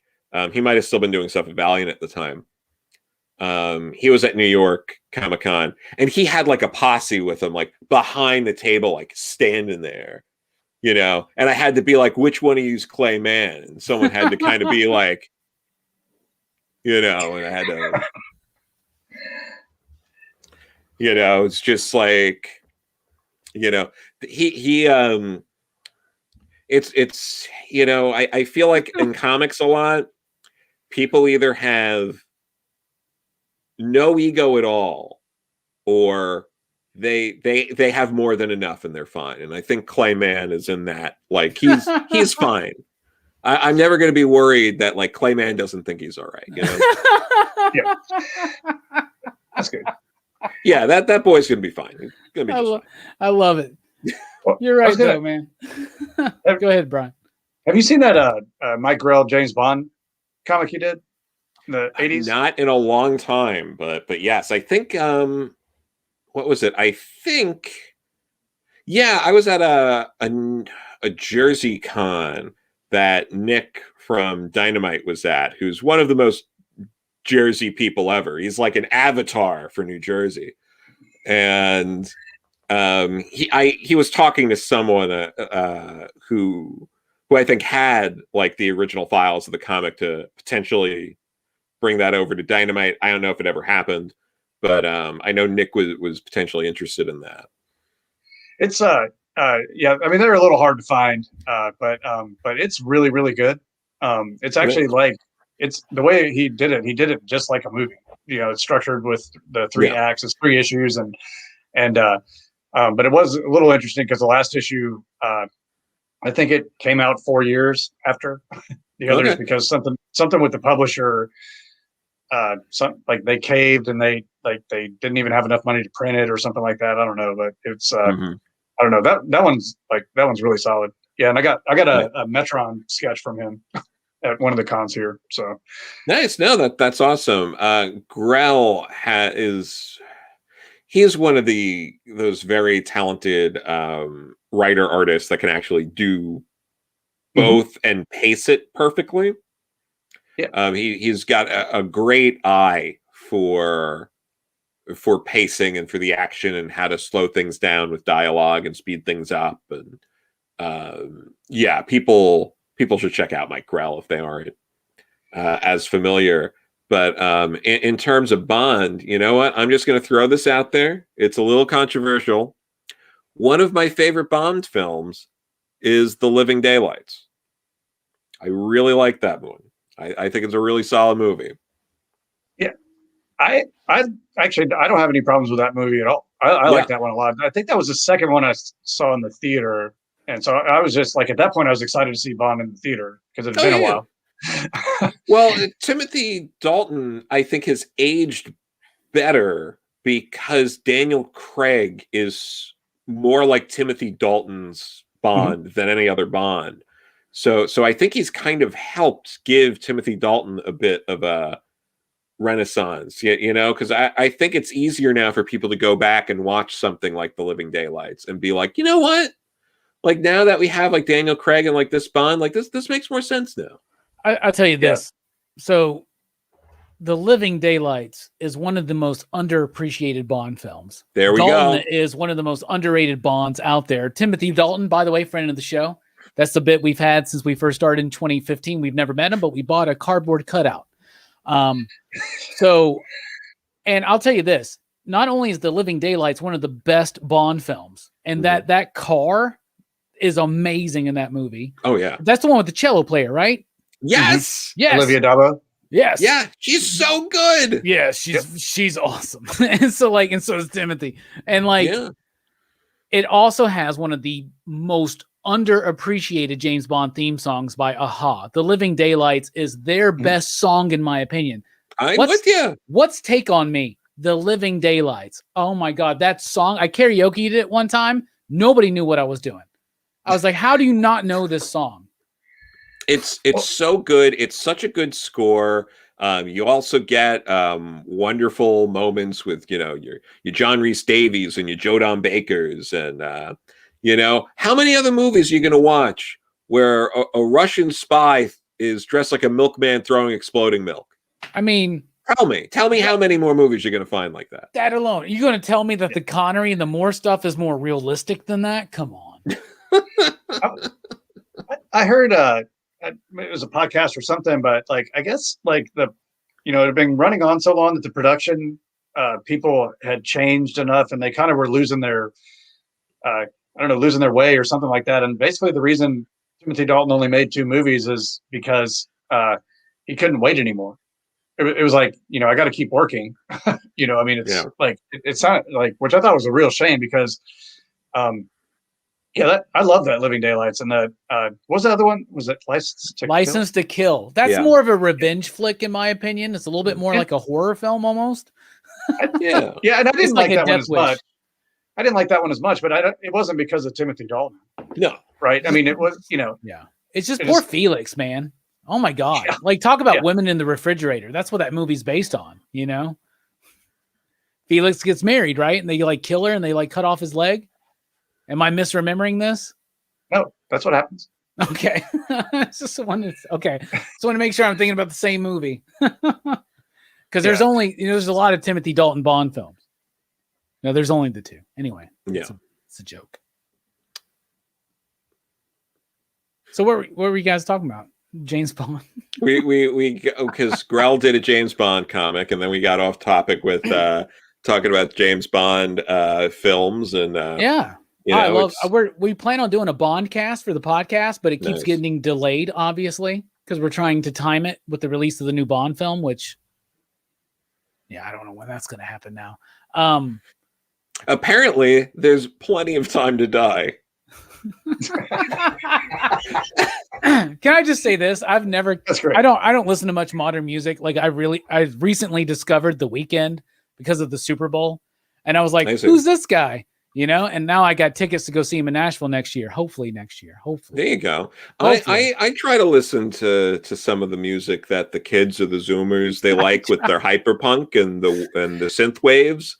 But you know, one band I enjoy, which apparently is hyperpunk or hyperpop. I don't know whatever. It's 100 Gex, and they're great. I have a really great time listening to them. It's what some kids listen to. How do you spell Gex? It's just GECS. Okay, I'll look it up. But they're a rad old time, you know. It's they're good. They I think they're based in St. Louis. I don't even remember where I was going when I mentioned The Weeknd, and now I'm completely distracted. I don't remember where I was going. Idea. Yeah. It's okay though. Don't worry about it. It's fine. St. Louis was one of our stops when Liana and I did our tour for She Said Destroy Issue 2. Oh yeah. And we did a shop in St. Louis, and was it Marie Anger and Steens came by. It was a good time. Awesome. What is have you been on that? Were you on the Comics Inebriated podcast? Have you been on there? Yeah, I was like the second episode. I did one on Steve Ditko. Oh, really? I talked about how I saw the first Spider-Man movie like 4 times when I was in high school. It was a great movie. It's a really great movie. It was the Superman of this generation. You know, it was. Yeah. Despite the fact that Aunt May tells Peter, "You're no Superman," you know. she does. You know, and I remember hearing Sam Raimi and Christopher Nolan when he did Batman Begins say, one of the things that made Superman so impactful was the idea that everybody that was a supporting character in that movie was a big deal. Mm-hmm. You know, like Marlon Brando is Jor-El, you know, and they did that with the Spider-Man movie. They did that with that Batman Begins movie. Oh, yeah. No, that Superman movie is like the gold standard that everyone goes back to try to take at least some elements from it. Yeah. Even if it's just that, like, you cast big. Yeah. I love that movie so much, but it still has the worst ending of a comic book movie I've ever seen. Mm-hmm. He's just going to spin the world backwards. It doesn't work like that. Okay. Well, the original ending was different, but then that ending was the ending of part 2. Mm-hmm. So he still just reverses the world around. Whatever. Yeah. I guess that's better than kissing Lois and she forgets that he's Clark. I guess that's the Superman power. By the way, Superman's been killing Zod in comics and in movies for decades. So stop giving Man of Steel shit, please. No, absolutely. John Byrne did it. Richard Donner did it. They've all done it. Come on, don't worry about it. Yeah, no, it's very true. But yeah, I did that, and then in college, I went to a midnight screening of Spider-Man 2 when that came out with a friend of mine, Art. We had to go to this like theater in Manhattan, specifically because there was a guy there that the theater hired dressed as Spider-Man. And he was just like, we got to go to the one where there's going to be a Spider-Man if we're going to see Spider-Man 2. I love it. You know, and then I didn't see Spider-Man 3 in its entirety in one sitting until like 2 years ago. Really? Because I was just like, I noped out of that. Same thing with the Amazing Spider-Man movies. I was there for the Tom Holland ones, but yeah, I just kind of skipped all that until the last couple of years And so do you practice like meditation or something? How do you have this sixth sense in which you can avoid these movies? I don't always avoid them. I just want to make it clear that sometimes I catch it, sometimes I don't. For example, I saw The Adventures of Pluto Nash opening weekend. Nice. I was the guy who saw that movie that weekend. You know, and yeah, it happens. It does. It does happen. I remember watching Spider-Man 3 in the theater, and I remember afterwards being trying to be forgiving of it. You know, trying to be like, well, that was the best I've seen Sandman done on screen. Yeah, right. What's your favorite comic book movie? Oh, that's a tough one. Because I mean, the Superman the movie is definitely up there. Batman Returns is up there. It's one of the best Christmas movies as well. It is. Yeah. No joke. I am not joking here. I am being a serious movie person. Josie and the Pussycats. Are you shitting me? You really okay? I saw that movie opening weekend. Bro, me too. Like, I love that movie. Like, oh my God, Rachel Lee Cook. I die for her in that movie. Okay. Yeah. I'm a big Letters to Cleo fan. Kay Hanley did the soundtrack. Like, we covered this movie on PCP Movie Night in January because I just love it so much. I converted so many people into fans. And best boy band ever is De Jour. It's so good. Oh my goodness. The running gag of de jour means blah blah blah. Like it's so good. De jour means seatbelts. And then and here's something. Real story. I'm not making this up. I really want to stress this because I don't have a lot of stories like these because these kind of things don't usually happen. I'm seeing this movie with my friend Rebecca. She's sitting next to me. Alan Cummings has that whole bit about how he's like, oh, you know, it's shown that if you put the frontliners, like the frontman's like name first before the band, that they do better.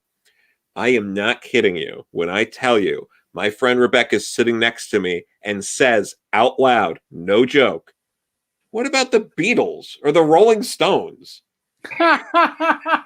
And that's the bit that they do in the and that's what he says. They say immediately after that. We were just like, oh my fucking God. I think people that watch that movie that hate it, they don't get it. Like, so many people tell me they're like, I don't like it. There's so much product placement. I'm like, no, that's the joke. That's the joke, man. Like, it's the joke that they're in the Target plane. It's the joke that they're in the McDonald's. Oh my God. It's the best Tara Reid movie I've ever seen. I'll tell you that. Wow, sounds like someone hasn't seen what was it, Sharknado 6. I've never seen any of the Sharknadoes. Is she in 6 or is she in all of them? I think she's in all of them, or at least most of them, but the 6th one is where they travel through time to stop Sharknadoes at different points in time. And Neil deGrasse Tyson plays Merlin. Well, they really went all out in part 6, didn't they? It's the last one. Well, that's what you do in part 6. Curse of Michael Myers, Jason Lives, Freddy's dead. Part 6 is just no holds barred. Yeah, you know, Halloween 6 is a young Ant-Man is in that movie. That was, I don't know. Young, he looks exactly the same. He does look exactly the same. Was that during or before he did the Super Nintendo commercial? Oh my God, the Superman! I've seen that. I probably right around the same time. It seems like it would line up. Yeah, no, that was some kind of movie. that Halloween 6. I don't like Curse of Michael Myers very much. I think it's so. There's parts I like Paul Rudd in it. You know, here's the thing about the Halloween movies. That's a franchise where the first movie is one of the greatest slashers ever made, but the franchise as a whole is not very good. Yeah. You know, like it's a better, like, the first Halloween is probably a better horror movie than like Nightmare on Elm Street, for example. But the Nightmare on Elm Street franchise is a stronger franchise than Halloween. Yeah, it is. Halloween's one of my favorites franchises, but it's not the strongest. I mean, I do think the strongest out of all of them is probably Jason, but I think Jason may be one of the weaker franchises. That's just me, right? I know we all have our different opinions about these movies, but like, I adore the Halloween franchise because I really love part 4. So I love 1 and I love 4 and I love H2O. Like, H2O is amazing to me. The other ones, I'll watch them because whatever, same reason why I watched Nightmare on Elm Street Part 2 or Friday 13th Part whatever, you don't like it. Nightmare on Elm Street 2 where he's like just miming going to town on himself while he's supposed to be cleaning his room. Yeah, there are parts of part 2 I really like. I mean, I like the Freddy franchise. I really, really do. Yeah. Obviously. So, I hear you. Here's something I've seen a lot lately. It's kind of related to this. I'll ask both of you this, and you out there in the chat. This is an interesting, binary choice. You have to pick one. It's either John Carpenter or Wes Craven. Who's the better director? Who has more movies you love? For me, it's easily Wes Craven, because as much as I love both of their works, we were literally talking about this on a stream. I don't remember what it was, but like, I was like, I can only think of like maybe 1 or 2 movies by Wes Craven I do not adore. And it's basically Scream 3. So what do you think, Joe? And I'll let you think about it, Brian. But Joe, I'm going to put you on the spot. John or Wes? I could probably be convinced either way, but like I think I got to go with John, because John, like, there are later Carpenter films like In the Mouth of Madness that I absolutely love. Beautiful movie. We're covering it, by the way, in 2 weeks here on March Madness at PCP. Nice. You get some great Sam. If you love listening to Sam Neill scream and yell at people, you're in for a treat, because that happens a lot. Yeah.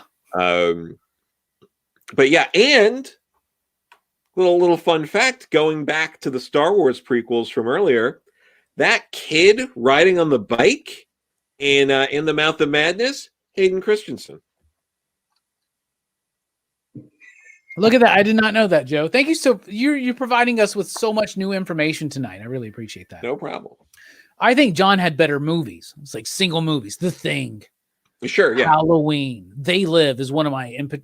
It's why I wear shades when I talk about, aliens and conspiracy theories. Yeah.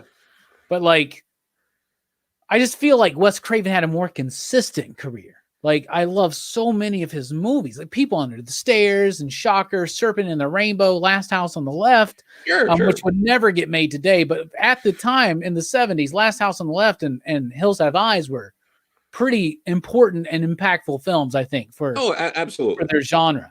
But we've moved beyond that, obviously. Brian, what's your are you going to go with the easy one, which is John Carpenter? I feel like I'm going out more on a limb than Joe is here by being like Wes Craven, but I understand. People Under the Stairs is better than Ghost of Mars. So okay. Did Wes Craven do the Nightmare on Elm Street ones? Yeah. Yeah, I like those. Do you know who Wes Craven is? But I don't watch a lot of these movies, man. He did the Scream movies, all those other ones I talked about. I remember. Okay. Oh my God. I remember, what was it, when I was growing up, we got Stars, that channel, and we got it right when Scream, that first one, came on Stars. That was like the ad campaign. It was like, we got Scream. And I remember that's when I watched it. It was off that, and they had that horrible jingle that was just like that, movies. Like I when I want movies, I want to see stars, and they had that. Go on the YouTube. You can listen to this terrible ad for Stars from like 1997, and that's how I got exposed to Scream. And I did see Scream 3.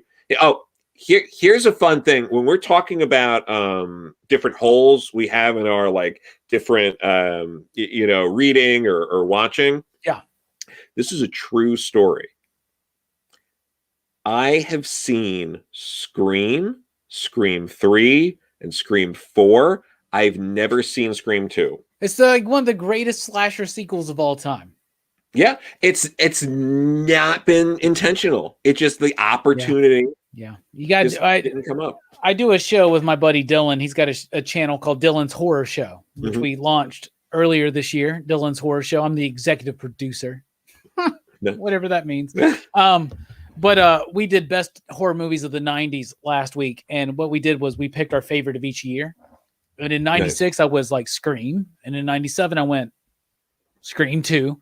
And then I had 3 Wes Craven films on there because my 94? One of my picks was New Nightmare, which I love that so much. I love how meta he gets. Like, I'm a big Grant Morrison fan, so I like meta. You know, I get that. And I like what Wes Craven does there. But speaking of which, I remember from our last conversation, you're really into like B movies and goofy things. Would you ever be willing to come over with me over to Dylan's channel to like review like some kind of B horror movie? Yeah, I can do that. All right. I love that stuff. I'm trying to think of one I watched. Yeah, well, like what's one of your favorites? Like what would you want to cover? Well, I'm always down for new ones because I love finding new horrible movies. One of my favorites that I watched not terribly long ago was After Last Season. Okay. It's a movie that's trying to be really heady and clever, but it's really not, and it has no budget, and the acting's terrible, and like things are just made out of cardboard. It's wonderful. I did rewatch Birdemic recently because it had been a few years, but obviously Birdemic classic. Birdemic 2, not so much. Same thing with Samurai Cop. Big Samurai Cop fan. I met the Samurai Cop at a screening of Samurai Cop 2, which again, like Birdemic 2, not as good. Suburban Sasquatch is another one I really enjoyed. I've never seen any of these, but I love all of these titles. These are great names. A Hard Ticket to Hawaii.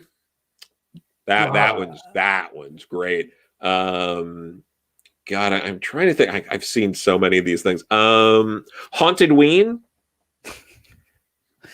I like that title a lot. I saw that one on the big screen. I saw, oh my God, another classic. One of my favorite awful B movies, Lady Battle Cop. Lady Battle Cop. Lady Battle Cop is a Japanese RoboCop knockoff, but instead of being a cop, she was a pro tennis player that got second place in the big tournament. Okay. I think we just developed a whole new show for Dylan's horror show, and we'll find it. We'll get it. That one's good. I remember last time you were here, like you just kept giving us all these like really crappy movies to watch. Yeah, Satan's Little Helper. Yeah. Okay. That one's a great one. The guy directed was it Squirm? Might have been that guy. Okay. It's another one, but do you like the Larry Cohen stuff? Do you like The Stuff and? Oh, I own The Stuff. Oh, The Stuff I just watched that for the first time like a month ago, and it's amazing. I got that on DVD. I got that in college. I was watching The Stuff, Bubba Hotep. That's when I watched In the Mouth of Madness for the first time. Was in college. Bubba Hotep is another really fun movie. Don Coscarelli, baby. Station. No. Phantasm, by the way, one of my favorite horror films of all time. So Phantasm. Also, one of my favorite Brian De Palma films is Phantom of the Paradise. That's actually a really good film. It's weird. It's so good. It's one of those things, you watch it and you're like, this is going to be like Goofy. And there's a lot of goofy shit in it. Don't get me wrong. But then but you're like, this is actually really, really good. It's like, man. And awesome. It's got Paul Williams. Anything with Paul Williams, the Rainbow Connection guy, wrote all those songs for the Muppets. How do you not love him? He wrote all those Carpenter songs. There you go. I love You the know, Carpenters, man. Sometimes I get drunk and I just sit at home by myself and I listen to the Carpenters. It's really weird. It's a weird stretch, but that's what happens sometimes. We have a question from Fable. Fable's a big fan here at PCP, part of the Army, one of our generals. He says, thoughts on Stuart Gordon, Joe? Oh, geez. I've watched some of his, what was it? Like, he did like Reanimator. No, I know. It's like Reanimator. Okay. What's the, From Beyond? That's the good shit. Yeah. I like Reanimator. Don't get me wrong. I love Reanimator, but like From Beyond, that's where I'm like, all right, I'm here for that. That's where I'm at. Let's just get like, because like Reanimator is awesome. I love dark comedy. Yeah. But like From Beyond is exactly that. It's like, well, what if we do something, but like we just go all in. We go fucking crazy. And how do we top Reanimator? Yeah. Exactly. Yeah. By the way, same guy wrote and created Honey, I Shrunk the Kids, the entire franchise. Isn't that crazy? Right. I remember reading that so crazy. Somewhere. And I loved Honey, We Shrunk the Kids when I was a kid. Although when I was a kid, we had what was it? I think I had on a VHS Honey, I Blew Up the Kid. Yeah, the second one. Yeah, and I watched that in the last couple of years. Mags Visaggio and I got really high and we watched Honey, I Blew Up the Kid. I wish I was there that night. That sounds like so fucking cool of a night. It was great because it's so, like, as a kid, and especially on VHS, the quality isn't quite there. So like, but when you're watching it on like Disney Plus and you're an adult and you notice that like kid when he's big and like those scenes running around the house is just like a large man. Yeah. That's dressed to look like a big kid. It's so disturbing. Oh my goodness. That's got to be a trip to watch a movie with Mags. When I saw her, she was watching I guess a couple years ago, she was watching Next Gen or something, and she was like tweeting about it. And it was I was just like, you're right. Like this is like one of the most like terrible shows out there, but it's so awesome. It's great. I watched. I was going to say I watched Insurrection with her, the Star Trek Insurrection. Oh my goodness, that's a good 2-part episode of TNG, but not a good movie. I'll tell you that. That's what I'll tell you. What were you saying, Brian? I was going to say the Japanese transliteration of that Honey, I Shrunk the Kids always cracked me up. It was Honey, the kids are small and I'm sad. That was how they.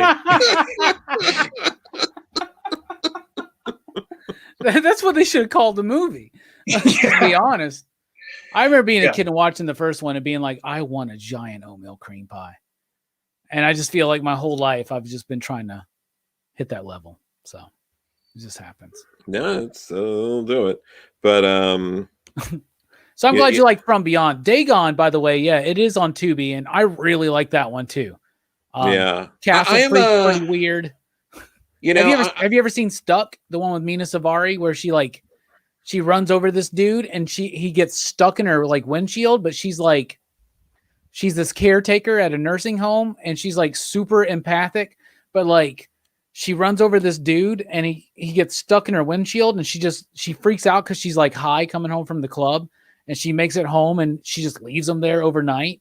She gets distracted because she's all high and her boyfriend's like, don't worry, we'll take care of it. But he thinks like she just hit a bum. Anyway, so then for the next couple days, the story just keeps like getting crazier and crazier because she's got this dude stuck in her windshield and he's still alive but dying. Mm-hmm. And like she's trying to hide it and just Stuck from 2007 is really effed up.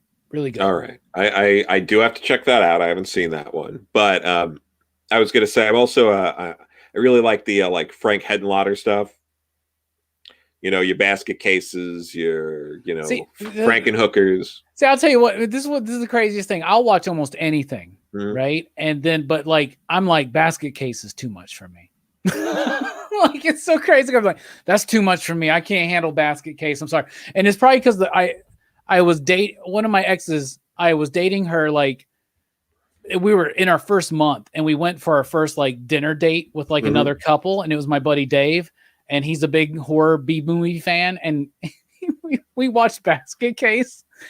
Not a good thing to do sometimes in your first month of dating someone is make them watch Basket Case with you. I'm just going to say. But one of the first videos I rented when I worked at Hollywood Video was Brain Damage. Okay. And then I was kind of like, all right, I'm in. Let's do it. Like, but one of the best things about Frankenhooker is it's got that like quote on the VHS box from like Bill Murray that's like, if you see one movie this year, make it Frankenhooker. It's so good.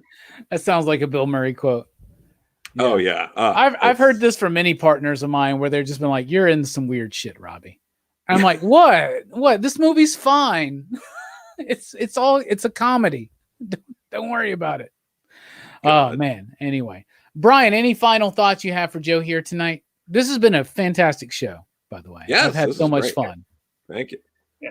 Well, yeah. I just want to say I'm incredibly impressed with your depth of knowledge about all these comic topics and everything. And I was listening to the podcast you're on with, I think it's Comics by Perch. Yeah. I think it's what it's called. I was listening to the Craven's Last Hunt. Mm-hmm. And I'm really grateful for that because I read that as it came out. And I think I only got it because I remember seeing an ad with that Mike Zeck art, and I was like, I got to get this, and I absolutely love that story. And I love the way you guys were talking about that. But I was just like, I guess one thing that popped in my mind is you had a lot of stories about how that story was developed.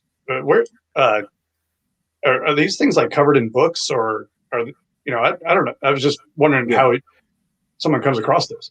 J.M. DeMatteis has talked about it before, so should be Googleable. I mean, he talked about some of it in the hard cut. Like I have the Marvel Premiere collection where J.M. DeMatteis talks about some of that, and okay. So between that and some other things, we were able to piece together some of that stuff.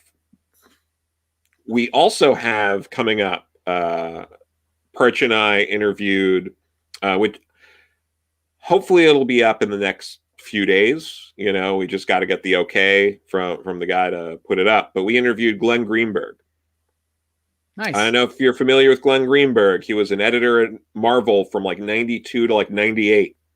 Oh, cool. He wrote some stuff too. He wrote a little bit of Silver Surfer, glory years, Spider-Man. He co-wrote some of Untold Tales of Spider-Man with Kurt Busiek. He co-wrote some Spider-Man stuff with Roger Stern.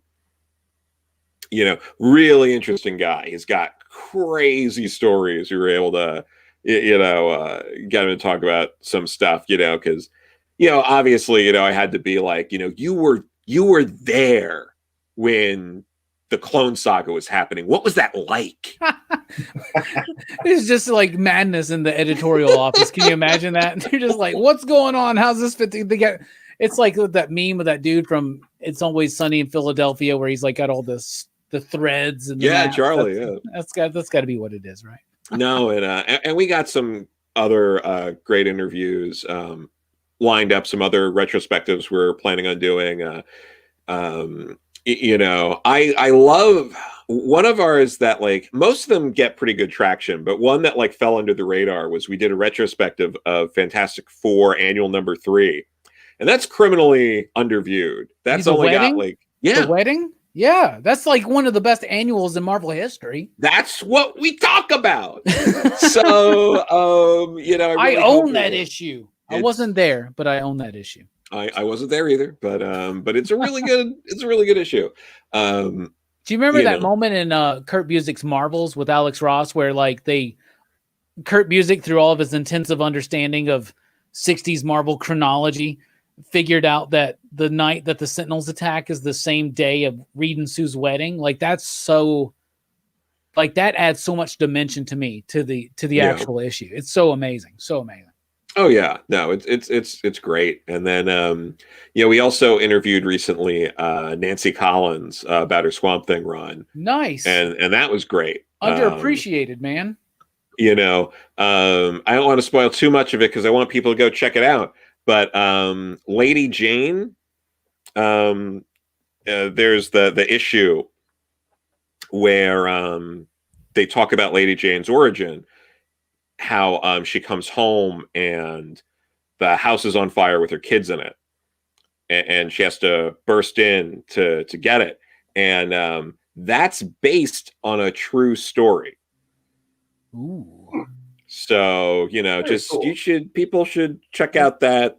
This is all Comics by Perch? That's all Comics by Perch. The Nancy Collins interview, we interviewed Richard Case on Doom Patrol. Oh. And cool. That's a great one, too. Richard Case tells us things like how when he wouldn't understand something in a Grant Morrison script, he'd have to call long distance. This is back in like the late 80s, early 90s. And Grant at the time was living in like a communal like apartment situation. So there was like a phone on the floor. So someone on that floor would have to pick up the phone, find Grant, get Grant. So he's like, it was this whole ordeal. And then you get Grant on the phone and he's like, between it already being staticky because it's long distance and Grant's like thick accent, he's like, it barely helped at all. Like he was try, but yeah, like that's another great one. Richard Case is a delight. Oh, I definitely got to check that one out. I'm a big fan of Grant and Doom Patrol. Like that's one of the best. So are those already up? Those are up. Okay, nice. What was it? You're a big fan of Doom Patrol. Actually, I have a painting from Richard Case of a reimagining of the last scene in that run. If you give me a sec, I'll run over and grab it. Yeah. Hold on. By all means. Can I just tell everybody here how amazing it's been to have Joe here tonight, right, Brian? This has been so much fun. I'm so excited. We should do this like once a month or two. Like seriously, Joe's just the best. We can do it. I just got schooled on pre-crisis DC books, like I honestly don't read much pre-crisis DC because when I was growing up, I was like, well, Crisis is my starting point. And the first DC books I really read on a regular basis was John Byrne's Superman run. You know what I'm saying? Yeah. So. Yeah, they relaunched all that stuff. The Flash run at that time was really good. Oh, yeah. I got a bunch of those first. I got like the first 12 copies of that. And it's still from like when I was younger, love it. Yeah. We could, if we do it every month, we could do it comic historian versus comic historian and just watch you guys battle it out. Well, there's the channel called Comic Historian, so we don't want to do that. No, versus. Oh, no, we don't. I don't want to battle Joe. I don't want it to be like a combative relationship or anything like that. I do the S at the end with parentheses. Here's what's crazy, man. Brian, I know you're a busy man, obviously. You got a family and all that, but like every single time I'm live and I mention Joe, it seems like he just shows up out of the ether and comments. It literally happened last night. Like I was like, tomorrow night we got Joe on the show, and he's like, yes, I'll be there. And like this always happens. It's so freaking crazy. But by the way, Joe's done great work with Comics by Perch. He's done great work with Thinking Critical, 2 YouTube channels that I've never yet met, but I really respect their work, and I think Joe does great work with them. Joe, we were talking nothing but shit about you for the last couple minutes. I get it. But, I'm gonna solo you. Look at that! Oh my god, that's gorgeous. Oh my god, that like maybe I want to cry right now. Look at that. Right. Oh my goodness, that is amazing. So good. Well, way to win show and tell for 2021, Joe. Thank you so much. Yeah, I'm not showing off anything more. No problem. Hell yeah. Joe, we appreciate you being here. Brian, I'm excited that you're here. Next week we got Romvi on the show. Ooh. That's exciting. Yeah. The week after that, speaking of James Bond, we got Brian's cousin, Ibrahim Mustafa here, talking about his new book. What, Brian? Count. Oh, yeah. A sci-fi retelling of Count of Monte Cristo. You know it. The week after that, we got Elliot Rahal here. I'm going to ask him about aliens. I know. I'm sure. I told him, I was like, bro, I'm just going to let you know, man. Let me know if you're not comfortable with talking about aliens and what happened to you. And he was like, no, I'm good. I was like, okay, I'm cool. And like Joe's like laughing because he's like, that's all he wants to talk about probably.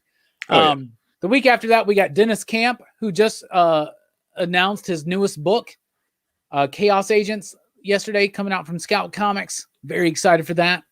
So Joe has kicked off an exciting 5 weeks here of PCP conversations. Yeah. Joe, thank you so much for being here. So tell us one more time what you got coming up, why they should care. All right. Well, what I've got coming up first, though, like you pointed out earlier, you can get Seeds of Eden right now. It's available now. You just got to go on TKO's website and you order it. It's only like $2.99. Come on, check it out. Where did I put my copy? I covered it up with this Batman Catwoman Bud issue. But yeah. Also, if you're local here in Huntsville, come to the Deep Comics and Games. We have this in stock. So yeah, it's great. Paul day, Azucetta, great artist. One day I hope to meet Joe and get this signed. So. Yes, I would love to do that. She Said Destroy is available on Vault's website. If you're not sure, you don't know if you want to take the plunge, I get it. I've been there. You can go on their website. You can read the first issue on Vault's website free. It's no charge at all. A whole first issue. We don't cut anything. You get the whole thing. It's free. And then if you really love it and you can't wait to read the rest of it, $9.99, download the whole thing direct from Vault. You know, or if you like having a nice trade like I do, you know, you can order them online. If you're local, give Robbie a few bucks there. We have it in stock. There you go. We even have single issues in stock, y'all. So there you go. There you go. And then I edited Lost on Planet Earth on Comixology Originals, which if, you know. Fantastic book. Thank you. So you got that. And then with BECSTAR, you can start pre-ordering that right now. You don't have to wait. You can pre-order it now. So that way your shop knows that this Cinco de Mayo, you want BECSTAR because it comes out on 5/5. My birthday is 5/10, so I appreciate the gift, Joe. Thank you so much. No problem. My birthday is May 11th. Tauruses forever. Station. Right? It's pretty great. And then, you know, I can tell you, BECSTAR should be coming out on time because we've got the art for the next few issues. Like it's done. So like, you know, we're plugging away. So this isn't one of those, you know, fly by night sort of situations where, you know, we got an issue in the can and we hope we can get the rest done. Like things are in motion. You know, Matt Cave knows what's up. You know, Mark London he knows what's up. Yeah, no, He runs a smooth operation. You know, it's very smooth. Like I can honestly tell you, this, you know, has probably easily been, in a good way, one of the least like stressful situations in putting a book together. You know, She Said Destroy was like my first miniseries. So like, no matter how smooth or how much someone helps you along, there's still that like, oh, this is the first one. But like now that's done. So now coming into this and having that lead time where, you know, we were able to get stuff done before anyone even knew this book was coming out. It's like, oh, this is so like, you know, so much more of a relaxing experience because it's like, oh, I know we're good. Like, I know it's not rushing to get stuff in the can and out because we're going to miss a deadline or something like that. Cause we're on a good schedule here. It's been exciting. It's been a lot of fun. You know, any of you have read things like She Said Destroy knows I like writing a dense comic. I like putting a lot in there. There's a lot in BECSTAR. You know, it's you're not going to get inundated with double page splashes to pad out time. You get a full story. I feel like I'm giving you like a nice full story here, you know, because I value your time. I value my time. I have to make it. And I want to value your time by giving you something that's a nice, fun read that feels complete. I'm excited to check it out. I have access to the Mad Cave Hub, so I'm sure it'll be popping up very soon, and I will let everybody know with an advance review what I think about it. And if I don't like it, I just won't do an advance review, Joe. There you go. I appreciate that. I appreciate that. It's no problem.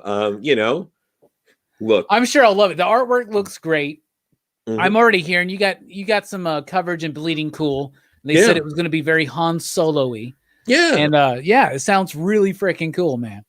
Yeah. I mean, we didn't get Ron Howard to direct it, but other than that, but it's been nice, and it's been a good time putting it together. I think Chris Fernandez, who's the publisher, edited this, so I got to work with him pretty closely. And it was a good time putting it together. We had a call about it, and then passing notes back and forth, figuring things out, making sure things make sense. Which is tough in these sci-fi books, and making those calls of like, do we need to explain this? Do we not need to explain this? Because you want to have that nice balance of, you want to immerse someone, but you also don't want them to be completely lost. I think for the most part we hit that here. I think we keep a pretty tight cast of characters. We have some fun with the layouts, with some of the designs, some of the things that people run into. I think the ending of this arc I'm working on is going to be, I don't want to. It's tough because you don't want to say no one's going to see it coming, because someone's going to see something. I mean, now that you've told me that, I'm gonna be looking for it, and we're gonna figure it out. Yeah, exactly. I respect you as an audience. I'm not going to tell you're too stupid to figure out what the ending's going to be. You might figure it out. It happens, but I think it'll be a fun ride. It's the journey, not the destination. But I hope the destination's all right. It looks great. The great art, great covers. Beautiful colors, great layouts, even if accidental. Yeah, Very excited. And y'all, if you have not checked out Seeds of Eden, I'm not even kidding. So TKO, an amazing publisher, by the way. They do very innovative things with the way they release comics. They release them in trade, in a box set with individual issues, or digitally, all at the same time. And they started doing these TKO shorts. And one of the first inaugural waves of TKO shorts is Seeds of Eden, written by Joe with Liana Kangas, who we've had on the show as well. Mm-hmm. Paul and Jeff, dude, this is a $2.99 comic book that is so worth it, y'all. This is, I know a lot of people here at the PCP Army Station, we love sci-fi horror. When the two come together, that's what this is. Yeah. It's a nice one and done sci-fi horror book with a punch that you will absolutely love, and you need to read it. So check it out, and check out other wares from TKO. They do amazing work. Alex Packnadell had a recent book there, Red Fork, made my list of last year's favorite books of the year. Nice. Sarah is probably the best Garth Ennis book I've ever read outside of Preacher. And Sentient is one of the best Jeff Lemire books I've ever read. And Jeff Lemire is one of the best comic book creators that's ever lived. So check out TKO, but if you haven't already, start with Seeds of Eden. Yeah. A $3 bonus. I mean, you're going to love it. Trust me. And check out She Said Destroy. Brian's a big fan. I feel really bad, Joe, because Brian came into the shop today because we finally got our comics after 2 weeks of delays. We finally got our books. Brian came in all happy, wearing his She Said Destroy shirt. And I went, "You are not wearing that shirt tonight when Joe's on the show, are you?" And he changed the shirt. And I was just doing a joke. It was just a bit. It was like, you don't wear the band shirt of the band you go to see, but I am that kind of. Yeah, but I feel bad that I made you change your shirt. I didn't make you. I'm just saying. No, you didn't. And he was wearing his She Said Destroy shirt. I'm just saying. And I've got two of them, so I had to make a choice, and then I ended up, waffling and putting something else on. So no, it's okay though. It's it's always. I put a Jerry Conway shirt. There you go. If you've never read She Said Destroy, it's an amazing book. It's really, really great. And that's where I got introduced to Joe's work, and he's done work on anthologies. Deadbeats is amazing. It's a comic book anthology that's kind of tied around the theme of music and just really, really great and innovative stuff, Joe. And I'm really excited to see what you have coming up here in the future on YouTube and, of course, in the industry with your books. You're super cool, dude. Thank you for being here. No problem. Don't mention it. I really appreciate it, and maybe there's going to be some more Deadbeats soon. Who knows? Maybe bro, I appreciate all the drops we've been getting here tonight. PCP Army Station for Joe. Thank you so much. We're about to wrap up here. We just love you guys so much out there in the PCP Army. We really do. Check out Joe's work. Check out Brian. He's in the PCP Army, the group on Facebook. Facebook keeps trying to get me to recommend Joe to join the group, but I'm like, I don't know if I want to like start adding creators into the group, because then it's like this weird mesh of, I'm just kidding. Joe, if you want to join the PCP Army, feel free to, please. Anyway, we love you. We're dipping out. We appreciate it. And